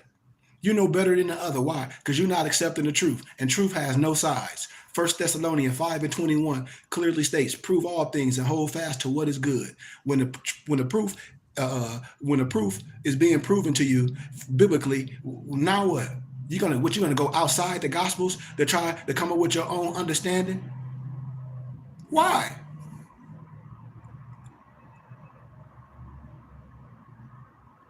This is what I be asking my brothers, especially my Christian preachers, my Muslim preachers, my so-called Hebrew Israelite brothers. We can't our Islam Muslims, my so-called Mason brothers, my fraternity brothers that be jumping all around, my Qs, all our brothers. When I say the Greek is a fraud, don't be mad at me. The Greek is a fraud. I know brothers don't read. Get the book called Stolen Legacy by George G.M. James and see what he say about the Greek. The Greek is a fraud. Greek history ain't nothing but stolen history, stolen Egyptian history. Research Stephen Coakley. Stephen Coakley got a whole bunch of YouTube videos about the Greek is a fraud and the Boule and all that. That's why I be telling people, listen, I'm initiated. I ain't took no oath. I'm 99 degrees of ancient Memphis, right, and Mizraim. I'm transparent.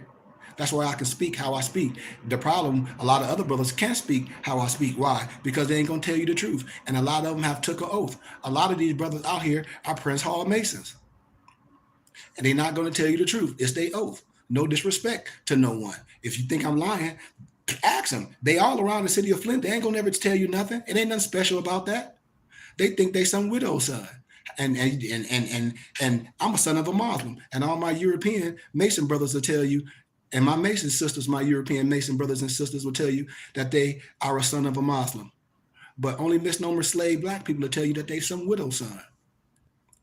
So that's all I'm saying. That's all I'm saying. And all you got to do is watch. I showed you the European Scottish Rite Mason giving credit to Noble Drew Ali on his 135th birthday, and all us misnomer black people act like they don't know who Noble Drew Ali is. They act like they know who Du Bois is. They act like they know who Marcus Garvey is and all these people, but our people don't know who Noble Drew Ali is. And then with a scholar and educator like myself, that's a sheik in these tenets, that has his own temple and school, that's anointed and consecrated, that went through the spiritual walk, that you know. Anything you want to learn about it is right here. But we're going to act like we don't know who Noble Drew Ali is. And all European scholars in first century know who Noble Drew Ali is. From Adam Blavatsky, they wrote about our prophet. From Peter Moon, Peter Lambert Wilson, all these books that I show y'all with our prophet. From Spandu Mysteries. When you research the book, it's called Spandu Mysteries. Peter Moon, that's his pen name or his pseudonym. He got the prophet on the front. Just like on Sacred Drift. That's another book, pen name. Peter Lambert Wilson is his pen name, and Peter Moon, another pen name. They got the prophet on there. So how do all these Europeans in first century history and even later in history, the time our scholars and the time our history is being recorded, and nobody that look like you or I or call themselves or historian or culture don't even speak about our prophet. Don't even speak of Wentworth Matthews, the Ethiopian rabbi that saved Neville Goddard. Or the more Zionist Jews, that all the pictures that I show, when people act like they don't know our culture and our legacy. I ain't talking about no sovereign citizen Negroes on no YouTube that's driving without license, that talking about this, that. I ain't talking about that dumb stuff. Because all them Negroes are going to prison. They getting that's that European Albion Trailer stuff from Roger Elvig. That's a Roger Elvig thing. That's not more science. And that's a paradigm group that came from Canada. That's that. You see, I'm always teach the truth. But when it comes to our history, why we can't teach our history and why you see your brothers and sisters that act like they don't know what I'm talking about. And then when I show documents, especially from the nation, the Muslims, all this stuff was given to the nation. In the 30s and the 60s, everything, because I have the documents and my muftis have the documents. The world know what I'm talking about. Europeans, professors, PhDs, chairs of academia know exactly what I'm talking about. I lecture at colleges. I've gathered and compiled history that books be 400-500 pages and compiled them to 20, 15 pages, and the professors be wanting to buy my literature. Come on, man. Like, all I'm saying, we gotta wake up. And I put this on our preachers and I put this on our teachers that's afraid to teach the truth. That's gatekeeping. That's out here promulgating a political side, but don't even know nothing about politics. Couldn't even tell you poo diddly about no law and policy. Couldn't even tell you, but the first thing they'll do is get emotional. When I say for these political campaigns, money be waste, billions of dollars just be waste. To what? Pad people pockets, payola, it just be waste. Money be waste. And then when I say follow the dollar and you see what the congressman did and he show all that money is being waste, all the taxpayers' money is being waste.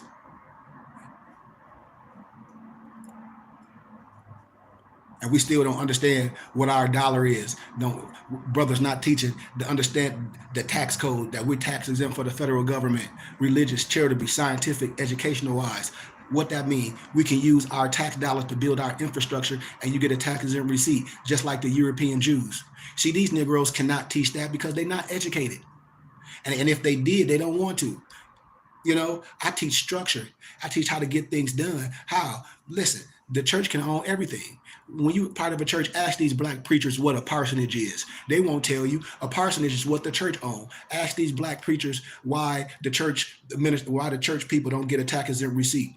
Ask them, is they church tax-exempt for the federal government? Well, if the church is tax-exempt for the federal government, the money that you give into the church for your tithes and offering, you should get a tax-exempt receipt at the end of the year to claim on your taxes.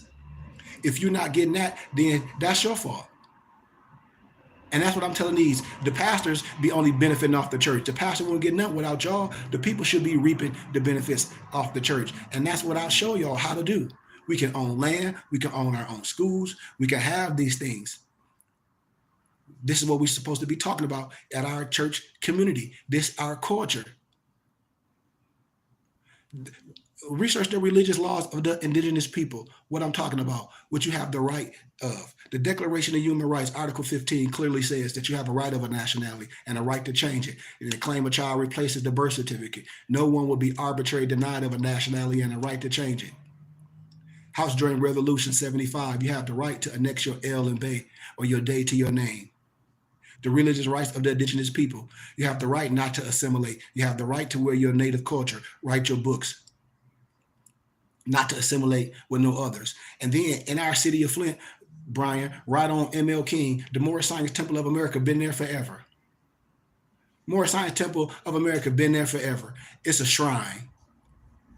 To me, it's a historic monument. Right across kitty corner from Gundry School. But we don't know about our Moorish history.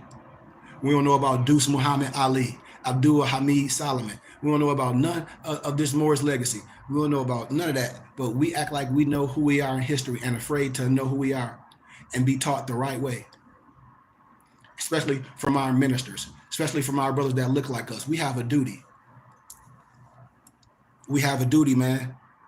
We can be as mighty as we want to if we come together. We can be as mighty as we want, and we still won't come together. When brothers talk about GD, this is supposed to be growth and development. Brothers should be coming together under either standard. We ain't out here converting no one. It ain't nothing I could convert you to. It ain't nothing I can convert you to, but I can give you a clear understanding.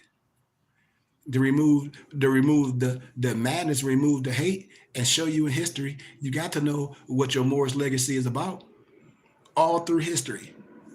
If you care who you are, you got to know that you're not Negro, black, color, and African American. You got to give those titles of slavery, you got to give those back and be confident of that. And then when I ask brothers and sisters on here, do they know what the SF 181 form is? They have no idea what I'm talking about. But right now, you get these average brothers that call themselves preachers and teachers, and you put the SF 181 form in front of their face that's pertaining to ethnicity, and they'll tell you to fill out black, African from the continent of Africa, and that ain't even nothing. So you willingly, as a willing obligor, signing as a slave. Willingly. And it says fill out all pertaining to you. You can fill out all the other three except that one. You can fill out one on there and be okay. European or white, you can fill out that one and that's good enough. But you can fill out all three. But that black Africa, that shouldn't even be on there. And so the SF 180 form, if you know what the SF 180 form is, if you ever took the time to read this stuff, because see, all this stuff is military. When you read this stuff, it'll tell you how to bring up questions and why things shouldn't be done and why this and that and the other. That's the first thing about proclaiming, declaring, and have due process. Now we talk about as a people of the nation, and the nation has nothing to do with no dollar. A nation is a people agreeing on the culture, identifying what we wear, tenets, etc. The ish of Moorish. The positive connotation of Moorish, the culture, the way we dress, what we believe, our holy days, our divine creed, our bylaws. That's the ish, how we dress, how we wear our fez and our turban. That's the ish of Moorish, how we treat our empresses with respect and honor and dignity. us as noble men, we don't bury things under the ground with brothers and sisters, but a workman is due his hire. When I tell people, why would you go to Amazon if you know me and know, I guarantee you, if Jeff Bezos was sitting right here, if the brothers that created Amazon, if he sat down and saw my database, just like my professors do, they'd be like, well, this man got over 1 million books and documents. Like, why would you ask this person what books should you read and what books should you buy and get it, and you don't get it from him? And this man can not only give you the research as an ebook, or his company can print and bind it, but he can give you extra. Like, we don't want to see our own become successful. Like to me, and we celebrate celebrities. A celebrity ain't gonna do nothing for you. You can buy all their albums. They can go triple platinum, come in your neighborhood with the Bentley, have concerts. Everybody spend all their money to get outfits and leave your community and extracted everything. But someone like myself come to the community with his own dollar and put things together and give things. Just imagine if we had the following of and the support of our people. Just imagine if we had 10,000 people giving $40 a month. That's $4.8 million a year. And that's chump change. What my professor was saying, he was like, but I like your numbers. But he was like, she go past that. But I don't like to talk about numbers. I just show things what can happen in real life with a small number. He like, you right. But he like, the Holy Spirit and credit is going to take you way past that. And your people are going to have a front seat to see that. And none of them can say you done it unrighteously, because everybody was watching you do it righteously and wasn't supporting. Just like you a minister and have a ministry. People can donate and support. You can give them a tax exempt receipt. So keep doing what you're doing. But make a long story short, no one can do what I'm doing. No one can do what we're doing. And I put the work in my academic endeavor to gather and compile all this information. I've lectured and studied with professors overnight. I've stayed in a doctoral library. Like I said, I'm a member of Oxford and Cambridge libraries. I'm part of the Philosophical Research Society. I come back and bring brothers information. This ain't no gatekeeping with me. Now, am I a person that come to the gatekeeper and make them sit down? Absolutely. And sit on their hands? Yes. Yes. There's no disrespect. Yes. It's what it is. It's going to be a pantheon and a higher understanding. Hell, Yahshua was under the order of Melchizedek. It was under the order of Melchizedek, brothers and sisters. So if the other man, my European Jewish colleagues out here, my European nations colleagues, if they say, well, brother, you just Melchizedek, your people have to understand that. Our people have to remove the ego. And we can do this. We can build this up. We don't have to go outside ourselves for no understanding. Brothers don't have to join no lower Masonic group. That's only 32 and 33 degrees. That's snowman wisdom. Our empresses don't have to join no Eastern Star. That's under the DAR, which is the daughter of American Revolution that came up with the marriage civil contract. You don't have to be none of that. You can be the star of the East right here. I'll teach you this. And before you put that fez on your head, I'm going to give you the 32 and 30 degrees. Before you put that on your captive, when you put that turban on your head, you're going to have that wisdom. You're going to have way more wisdom that you're going to get going to some lower level, no disrespect, a Negro color or African-American Masonic house, at some a Prince Hall Mason or some Eastern Star. And it ain't no disrespect. And if any brothers that want to have a clear discussion, which they'll never have because they took an oath, we can have that. But it's not going to happen. Now, do I have it with my European nations? Absolutely. Because they have to. Like I said, they have to identify it. That's like, I'll be telling y'all, man, the European is not the joke of masonry. I haven't had no problem with none of my European masons out here in Arizona. Now, when you deal with misnomer black brothers, hey, that ain't nothing because it's no power. Like I said, that internet gangster stuff is no power. I'm telling you, blacks have no power. You may think that. You may think that because a person to be dressed up, but they have someone to how can I say, adhere to, and that's the potentate. It's just what it is. A lot of misnumbered black masons, it's no power, and it ain't no disrespect. Because if it was, you would be bringing that science back to the communities. You would be going to the highways and the byways, showing these brothers that's old as hell, that's 40 and 50, that's gang banging or whatever they think they are, that show them that this stuff is your science. And we got to clean it up the right way in its growth and development. And you can show this and build brothers up. The pentagram and the 5-point star and the 6-point star connotated is your science. You have to be able to teach it. The so-called 6-point star, that's the Esser and the Exer. That's the coming together, creating life. The so-called 5-point star, love, truth, peace, freedom, justice, arm, leg, arm, head. Same thing. It's just like when you sit getting the word Yahweh standing straight up, it symbolizes man. But your brothers and sisters not teaching you the right way. I'm telling you. And everything I talk about when you go in the Masonic house and on the table, all of the Torah, all that stuff is on the table.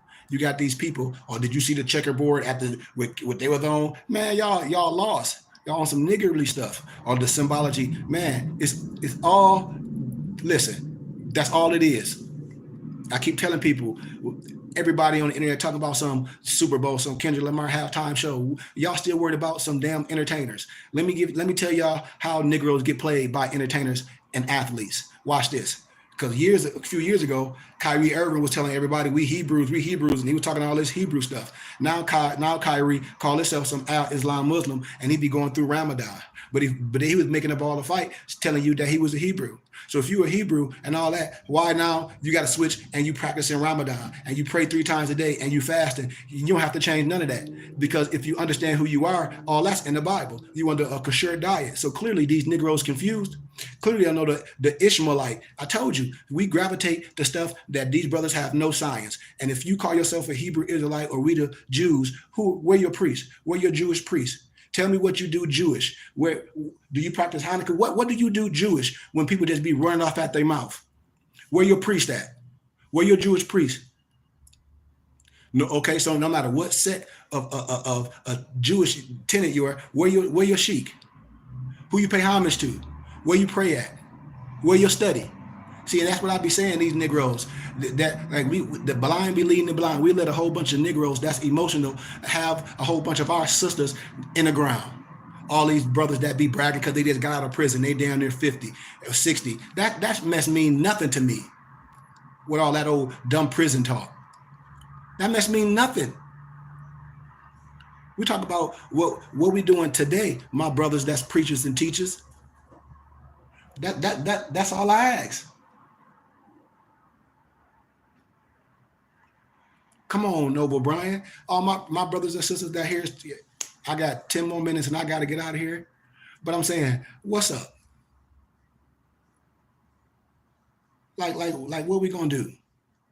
Because we should have been and sat down and have a meeting of the minds, especially for my brothers that say they preachers and teachers. Who you studying with? I asked him, who you studying with? Because Yahshua, the Messiah, always wanted to be in the area of ones that was teaching the scriptures. Who you study with? What are you learning? What are you adding value to? You see, this the thing that I be asking my brothers that's preachers, and when they want to act like they so heavy. Okay, well what's up? We could have been coming together. We're going to come together just to shoot some hoops, play some basketball. We'll come together to go on trips and do all this stupid stuff. But when it comes down to us making a mark in our communities, owning things in our communities, we begging for somebody else to do it. And all we got to do is come together. It's stuff available. It's stuff available in our city. So I love y'all, man. But I'm saying, it got to be a time where brothers, come on, man. We got to rise up. We got to rise up. Because if I'm a young man, I don't want to go to church on Sunday and listen to some old man talk that stuff that I've been hearing ever since I was a little kid. And I don't blame them. I don't want to go hear you talking that stuff and looking at with all that old polyparrot and hacking. That's what these Negroes be doing. They'll get up there and polyparrot and hack and then want to see me in the street, what up, cuz, and be smoking and doing all this stupid nigga shit, excuse my candor, and then get in the pool pit and be a fool. No, let's keep it 100. Excuse my candor. Because that's a sham. That's polyparrot. And I said the day of the dumb and the uneducated preacher should have been over. You ain't up there imparting no wisdom and teaching them. We up there having happy. You like these preachers preaching an orgasm. And then when we go back into the same community and you ride past a Negro, these killers. This stuff ain't meaning nothing to these kids. They ain't seeing nothing. They ain't seeing brothers out in the world. These so-called older preachers that call themselves OGs and this, what they see us doing, going in the hood, drinking and smoking, buying liquor and shit just like them. And ain't nothing wrong with what you do, but a man should do that in the privacy of his home, not be in the neighborhood recording that shit and acting like the same stupid Negroes or the people we trying to help. That ain't how you get that. You come with honey. You come as a liberator. You come with honey. You don't come as a drunkard to fit in. You come as a liberator, but with love, to show what it can be, to show what you can be and be right in the midst of your environment. You showing what a clean glass can be. You ain't coming as better. What you're doing, you showing what can be, what all of us can be if we unite and come together, what we can own. How we can patrol things, how we can own things, how if they did it back then, if they had Black Wall Street then, what's up with it today? Brothers and sisters, come on, talk to me, all my so-called preachers and teachers. Well, what's up? All my preachers and teachers, especially my brothers from Flint, what's up? What we gonna do? Nothing. Them Negroes don't say nothing, but we gonna party and we gonna bullshit. We definitely gonna party and we gonna bullshit. We definitely gonna go buy a whole bunch of clothes. We definitely gonna go to the fight and celebrate a fight. We definitely gonna do that. And then after that, we're going right back to the same thing. Nothing. I understand why the children don't want to go to church or don't want to go to the mosque or don't want to hear it in general. I understand. Because it's no culture. It's no culture. These Negroes say they Black. Everything come out their mouth, black, African American, Negro, African American. I'm Black, I'm African American, I'm a Negro. No culture. And then when you see me with culture, the first thing it's like you see a ghost. No, you should be looking at the rest of the world like it's a ghost and look at me like this man know exactly what's going on, just like the Europeans do, just like the Albans, just like the Trelodites do. They should be like, this man know what's going on. He ain't bothering nobody. And I speak with love. I'm different from the rest of that crap. That's why I say, if Europeans walk up to me and have conversation with me and call me Melchizedek and want to learn and shake my hand, I don't be disrespecting them, but you're not going to come and your spirit not going to try to engulf me. You're not going to come try to teach me something about the scriptures. And I know from off top, just from the words that come out your mouth, your wisdom is at an apprentice level, which is no disrespect. But a teacher is going to always teach. And I can teach by saying nothing. I can teach by just putting you in a perspective and saying, hey, have you ever looked at something like this? Because I know the average person, no matter what color they are, they don't know the root of words. They don't know a lot of biblical words are Latin. And when I show them the etymology and the etymon of words, when I show them the analogy and the parable and the symbology of the situation, it's totally off. Like I give you an analogy, or a scenario when I was at Ross the other day with my Empress, and a lot of no disrespect. European, Albion, Trilodite, they always say, oh, Jesus is love, and do you believe in the prophecy and all this? I say in Acts, and I say, what? The prophecy, what? That everybody in Acts was melanated? Or if Daniel prophecy was right, if Jesus was a certain figure, you're going to come back the same way? When I start breaking down the language of words and what's in that area, it can't be this, that, and the other. But now, are we not talking about that? Jesus is love, but I'm talking about it. Because if color didn't matter, why you didn't tell the truth from the damn giddy up? You see? And this is what I'm saying. We're not going to promulgate no slave gospel. I'm not promulgating no slave gospel. Not doing it. I'm not promulgating no slave gospel, because that ain't what the gospels teach. And that's the problem with us. And if we afraid to stand up and teach from pride and teach from love, we always want to put your head down like you hurting somebody. No, I stand strong with the gospels. I whoop that, you know what, with the word. Now you tell me what the scriptures say. You're not finna control that. Do I believe in the miracles? Man, did you wake up this morning? Well, that's a miracle. But let's deal with the facts of the Bible in Acts. Well, the prophecy is everybody in Acts, in the Old Testament and the New Testament, is melanated. All the prophets, all the seers. What you want to talk about? What? The god Artemis. When Paul was on the road to Damascus to colonize, they already had the god Artemis. That was the Sibyls. But see, most Negro preachers, they don't know history. I taught you about the Sibyls. It wasn't no male figure. The Sibyls, we prayed to the what? The Asiatic woman. The god Artemis was the woman with the breast. See, these is facts, but they take that out the biblical scriptures and get you with that male stuff. But see, we the Ankh. We create life. We ain't down with that male. But the black preachers don't want to talk about it because they don't know the history. And that's why they don't talk about Ruth and Moabitis and Tamar and all that, because they don't know. A misnombered black preacher will get to preaching about some stupid ass curse of Ham. They lost due to a lack of knowledge. And a lot of our preachers today, they are lost due to a lack of knowledge, because that's biblical facts. Just like our lecture Sunday, biblical facts. And the truth is stubborn, and I don't care how nobody feel about the facts, because I don't have to go outside to biblical scriptures to talk about or to reveal anything that I'm speaking on. So here it is. If brothers and sisters call themselves preachers and they call themselves, well, I'm a black preacher, like that's some badge of honor. Okay, black preacher, show me if you a black preacher and you black and Baptists and black people Baptists and black people Democrats, show me the blackness in the Bible. In the Old Testament and the New Testament, especially my preachers that call themselves First Testament preachers. Them Negroes be afraid. And that's what I'm talking about. But I can get my European colleagues that preach the same thing. They was like, we agree with you, Sheik. What? Blame your own preachers. Got to get up there with that bull crap. Blame your own preachers that won't teach the truth of this. Blame your own. Because it's written, you have every right to talk about that. And then I have a degree in this. I have a degree in first century history and religion and linguistics and first century Christian history. I have a degree in this from Grand Canyon University. I challenge professors, students, academia chairs. I had academia chairs come from all different universities to hear me lecture and look at my papers and be like, huh?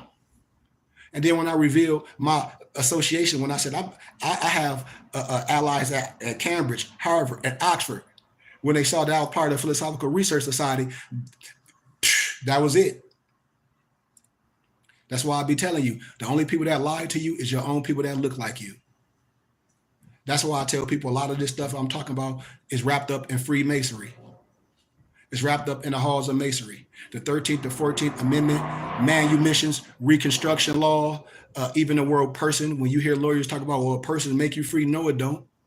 It just changed ownership. These is facts. And until we are willing to have these think tanks and our churches and our preachers that's supposed to be, how can I say, qualified, we're going to be in this same situation over and over and over, talking about some reparations, talk about we're going to be marching, we're going to be complaining about some welfare, some DEI, because that's all I call it, is freaking welfare. Negroes always want some welfare. You don't want no welfare. If anything, you should want reparations, but you got to restore yourself back to your original state before you were tampered with. So how can you identify as a Negro of color or black or African American and get some reparations? That is an oxymoron. This is what I keep telling black people, misnomer black people, and they still is going on with that stupid stuff, with that 14th Amendment slave stuff. If the 13th Amendment freed all Negroes, what's the use for the 14th Amendment? Smart niggas, excuse my candor. I have to say that like that because I said I wanted to get brothers' attention to be like, think about this. We're not even going to think. Let these people that whoever is affecting, let them have that fight. You're not Negro, color, black, or African American. You're not. I just broke down the tribal laws and all that other lecture. Y'all not seen all the documents I'm sharing, and you still gonna identify as a slave, but you're gonna talk about other people, Europeans, and talk about they the $5 Indians. Well, at least I'll give them credit. Why? Because they know how to do things and process, and when I tell Negroes how to do it, we still won't do it. And I just broke down the Declaration of Human Rights, Article 15, which clearly says you have a right of a nationality and a right to change it. And the claim a child replaces the birth certificate. And no one will be arbitrarily denied of a nationality and the right to change it. What are we talking about? We a nation of laws. The Constitution has never changed. So when you be seeing Moors talk about they need to overthrow this, those are some sovereign citizen criminals. They ain't gonna come to me with that crap. Because I'm gonna wipe the floor with them. I'm wiping the floor with all criminals, all sovereign citizens, which is an oxymoron. You can't be no stupid sovereign and no stupid citizen at the same time. That's an oxymoron. We're going to destroy all Eurocentric and Negro-centric propaganda. Everybody ain't from no Africa on no boat. That ain't how history went. It's not. It's not. And misnomer black people is not going to get no reparations identifying as a Negro, black, or color, or African American as some slave. The Dred Scott Law was never abolished. Whites had no rules, no laws that they had to abide to for blacks because they were always going to be slaves. And then they just changed the ownership to persons. These is facts. So for anybody, as I close, for any misnomer black person talk about, oh, we smart, we black, we know the law, clearly it's something wrong with them because according to science and law, black is death, civiltum mortis, that's Latin, clearly. And I ain't saying black is not beautiful, but black is not your nationality. And just like when people be, well, more mean black, no it don't. In Spanish, negrito mean black in Spanish. No it don't. No it don't. So when people just be making this stuff up, because if that's the case, if more mean black, it'd be black or black. And everybody know it. And everybody know this Moorish history. You can go to the Netherlands and see the Moorish flag in Corsica and see the Moorish head, Swarty Piat, Black Pete. This Moorish history is all over. I can show you Thomas Jefferson. I can even show you Thomas Jefferson. When he came to Americas and you see him on George Washington, you see him on a horse and you see the young Moor. I start showing you first century pictures with Europeans with their hand in their jacket in masonry. I can start showing you all the Indian deals, showing you who you are in history. I'm gonna keep telling y'all, you better go to the Library of Congress and start downloading everything you know about Indian history. I have all this. I'm telling people facts. But what we're doing as a people, we're trying to bring up charges with the wrong fight. And you're gonna lose. It's like contempt of court. And there's no excuse in a court of law of not knowing the law. There's no excuse. And we still ain't came together yet. And that's why I said, man, brother, steady follow me on Instagram. We still ain't came together yet. We still ain't made a mark. We still ain't, like my professor said the other day, because I go on campus and talk to a lot of students. I ain't worried about that. If when I get to go on campus and my people don't share it, and these misnumbered black people talking about some 14th Amendment and talking about some DEI, and I said, listen, I showed the video of Brother Smalls showing you what this all about. DEI ain't never worked for nobody. I shared a video. I should play the video. I'll play it later on. It's there. And if we're historical, we got to know this stuff. Man, I don't understand. I really don't. As I've been doing this for years, and as I travel, we're getting ready to have our 5th annual Moorish Ball. We are getting ready to have private classes. And here it is, my private class is full with different students, with college students, no Moors. And I told people, I said, people that know who I am in real life and they see what I bring to the table, they're going to deal with me because it's going to help them in life no matter what color it is. It's going to be our only ones that look at it and just ask a whole bunch of questions and be lauders and spend their money on other things that's wasteful. And then they assume that's going to be our own people. I have a full library. Ask anybody on here how many books have they gotten from me. Ask them what their library look like. Ask anybody on here right now that follow me. I don't care if you're on my YouTube page or if you're on Facebook. If anybody on here right now, ask them or yourself, how many books have you got from that man? And where do you purchase your books from? I guarantee you, most Moors, they don't get nothing from me, but you will look Amazon. So you like making Jeff Bezos rich. And I have the same thing and even more to offer. And I can give you documents. Amazon not doing that. That's the only reason why I tell my brothers and sisters, I use social media just to show people that when I go to the next stratosphere, no one can say I've done it unjustly. No one can say I wasn't trying to, share the wisdom for small donations to my brothers and sisters when I transition to the next level. Nobody can say that I wasn't there to do this as I'm doing it for others and they paying for it. This is what I'm saying. Especially brothers that follow me, that's Moors, that understand what I'm saying, that know my heart, that see my muftis, that see how I travel on my own dime. Brothers don't donate to this ministry. We follow. And that's why I say we can't have no brick and mortar. If a brother will get up and go to church with Big Mama or their friend and donate to that church and get them $20 or $30 and won't do the same with this, and brothers say they love me and they follow me for 10 years and this and that, and they say they Moors. And then here it is, we getting ready to have private classes and no brother melanated hit us up. And I teach systematic. I have a syllabus. I have books and everything. All other nationality. I got 125 people that's taking classes, and I don't have not one brother and sister. And class is getting ready to start at the end of the month. So when brothers talk about something hidden, ain't nothing hidden. It ain't nothing hidden. You just don't want to take the time to be a part of something that'll cost you a little time and a financial dedication, which you can get a taxes and receipt to learn. That's it. And we want everything free. That's when Negroes will say, well, you charge it for something, you go everywhere else and pay. And most Negroes on here pay to get hustled, especially those Negroes that be buying books from people talking about this is the 5 ways you can sit at home on your butt and get rich. And then I ask you a question, are you rich from that book? And the first thing they'll do is get mad. Like, what you talk about? You know what the hell I'm talking about? The book that you bought that say it's all these ways you can sit at home on your butt and get rich. I'm asking you, are you rich? Yes or no? From the strategy in the book. I'm asking people, are you rich from that strategy? So the only thing a person did, what? They're trying to sell a book to make some money. So here it is with me. I've gathered and compiled almost 20 books. History books about Moorish science, history books about your Fez, Sufism, history books about the scientists in history, about the educators in history that look like us. I've gathered and compiled almost 15 books, financial literacy books. Why all my brothers and sisters don't have them? And I have real company pages. You can go on my book company page, mypdfbooks.com. That's books with the Z. mypdfbooks.com. That's books with the Z. That's where all my ebooks and other books you can get ebooks. And then bindedbooks.com, where we print and bind my books at our other company. Why all my friends don't have the book? People be asking me why your books ain't on Amazon. Why the hell should I have my books on Amazon? And I'm a boss. And I invest in myself. I created my own web pages. I just said, why should I have all my items and my fezes on Amazon? And I created my own web page to sell my items called MoorishHaberdasher.com. Go on my websites. Go on there and see how professional they are. Why should I go on Amazon and I can teach you how to do this?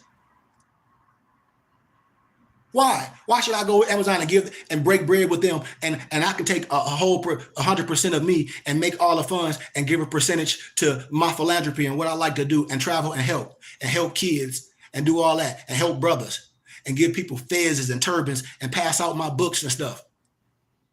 Think about that. I throw this stuff back on my brothers and sisters. I ask Moors that's on here, do you got a fez? No, why not? And we create fezes. Do you got a turban? No. You got this? No. Everybody be asking me questions. Man, you should come out here. Okay, I ain't been to your city yet. Okay, brothers, put it together. I come to your city. But see, brothers just be talking. Brothers just be talking because they be want something free, because they really be criminals. It really be a lot of ex-prisoners out of jail looking for a handout. And that ain't what I teach. Come on, my brothers and sisters. I'm keeping it 100, man. Like I said, I just wanted to come from heart to heart and share some things with my people. We professional. Like I said, I've written and gathered, compiled. I guarantee you the books that I've written, gathered and compiled will help you out way better than any book you think is finna show you how to get rich. Because if you think you can buy a book and you finna get rich, it got to be something with this. It got to, if we can't be honest and brothers that get on here and won't tell the truth and reveal how they've been caught up in Ponzi schemes and pyramid schemes by their own people, that's sad as hell. Because I'll be waiting for them Negroes to come around me with that crap. I'll be waiting for them. Why? Especially when I know you've done this and I know you traveled and done this and I know all of them, just like I know the dude that used to be in the group, the Pretty Ricky. I know the Ponzi scheme. I know the pyramid scheme. I've been around. I know the multi-leveled and crap. That's why I'll be waiting for them clowns to come to me with that crap. And some of your people have done that crap and they keep reinventing themselves. They get into the church like that Morris and stuff, that brother in Atlanta. Now he in the church. All y'all got to do is watch JT Pocket Watchers. All these Negroes ain't nothing but scam artists. And they do that in our own community. That's why I don't respect now one of them clowns. And that's why when I see them, I tell them to get the hell out of my face because I know the scam. I know the scam. They got to keep reinventing themselves. And it's a joke. So, once again, brothers and sisters, if y'all on here, come on, man, come to class. If you are more and you've been following me forever and you still won't come to class, like what's the purpose of you jumping on my live and all that? And I'm not talking about nobody specific. I'm talking to brothers and sisters. What's the mission? Are we just fans or are we going to do something? Like, really, what? Brothers don't even come to class. Like, what is this about? And then I ask brothers, where do you study at? Do you got a temple in your area? If you do got a temple in your area, why don't you invite me out to your temple and lecture? Because if a person call himself a Moor, they be on my page so much. Why do the European do this? I'm asking my brothers and sisters from love. Why don't I be able to come, and brothers that say they Moors and they here, and or I got a temple or I don't. Okay, well, what's up? Why don't you come to class? Why don't the brothers that believe like you, why don't y'all come to class? Why don't we use this internet for the positive way? Because all my muftis, we are from a different area. We can use this internet in a positive way. People don't understand how to use it in a positive way. It's just like if you wanted to take a class at the University of Michigan and you're not there in Ann Arbor. We use the internet. We use this to communicate. What's the problem? I'm getting ready to have my 5th annual Moorish Ball. Brothers supposed to be coming from all over. Brothers supposed to be in different areas. Like, Sheik, yep, I'll be in class. I'm bringing my brother this. Yes, can I get the Zoom access? Yeah, the StreamYard access. Boom, boom, boom. Brothers should be in bringing it in. Hey, Sheik, I don't have a fez. Boom, boom. I don't have a turban. Hey, I done sent my money to you. Boom, boom, boom. This is my head size. All your brothers that's rocking with it, this their head size, come to me. Oh, you don't got no turban? I'm going to give you a turban with the fez. I'm going to show you how to tie the turban. I'm going to give you my book of what the fez and the turban symbolize. What's wrong with us? Come on, brothers and sisters, man. I love every single person on here, but we got to stop begging, and we got to, come on, man. I'm right here. I'm right here. Come on, brothers, especially my preaching brothers. And then I know brothers that know ministers and ministers that know ministers that know ministers. It can't be your ego. Because if it's your ego, say it. And then I respect the person and the man to say, man, it's their ego. I respect you 100% to say, man, it's my ego. Your light is too much. I want to have my own little piece of stuff. So you want to have a 0%, you want to have 100% of nothing instead of having 1% of something big. That's your stupid fault. That's why misnomer black people going to always be bums and welfare, and we're going to spend our money up. And then we're just going to go preach and teach on Sunday and go back to poverty. We're not going to have no conversation about conglomerates, about how to have our own farming, about how to spend our money together, about how to rebuild our neighborhoods and move back in our community and have our religious community privately. None of that. We're not going to learn nothing. We're just going to get old and die. Come on, man, my brothers and sisters, I'm right here.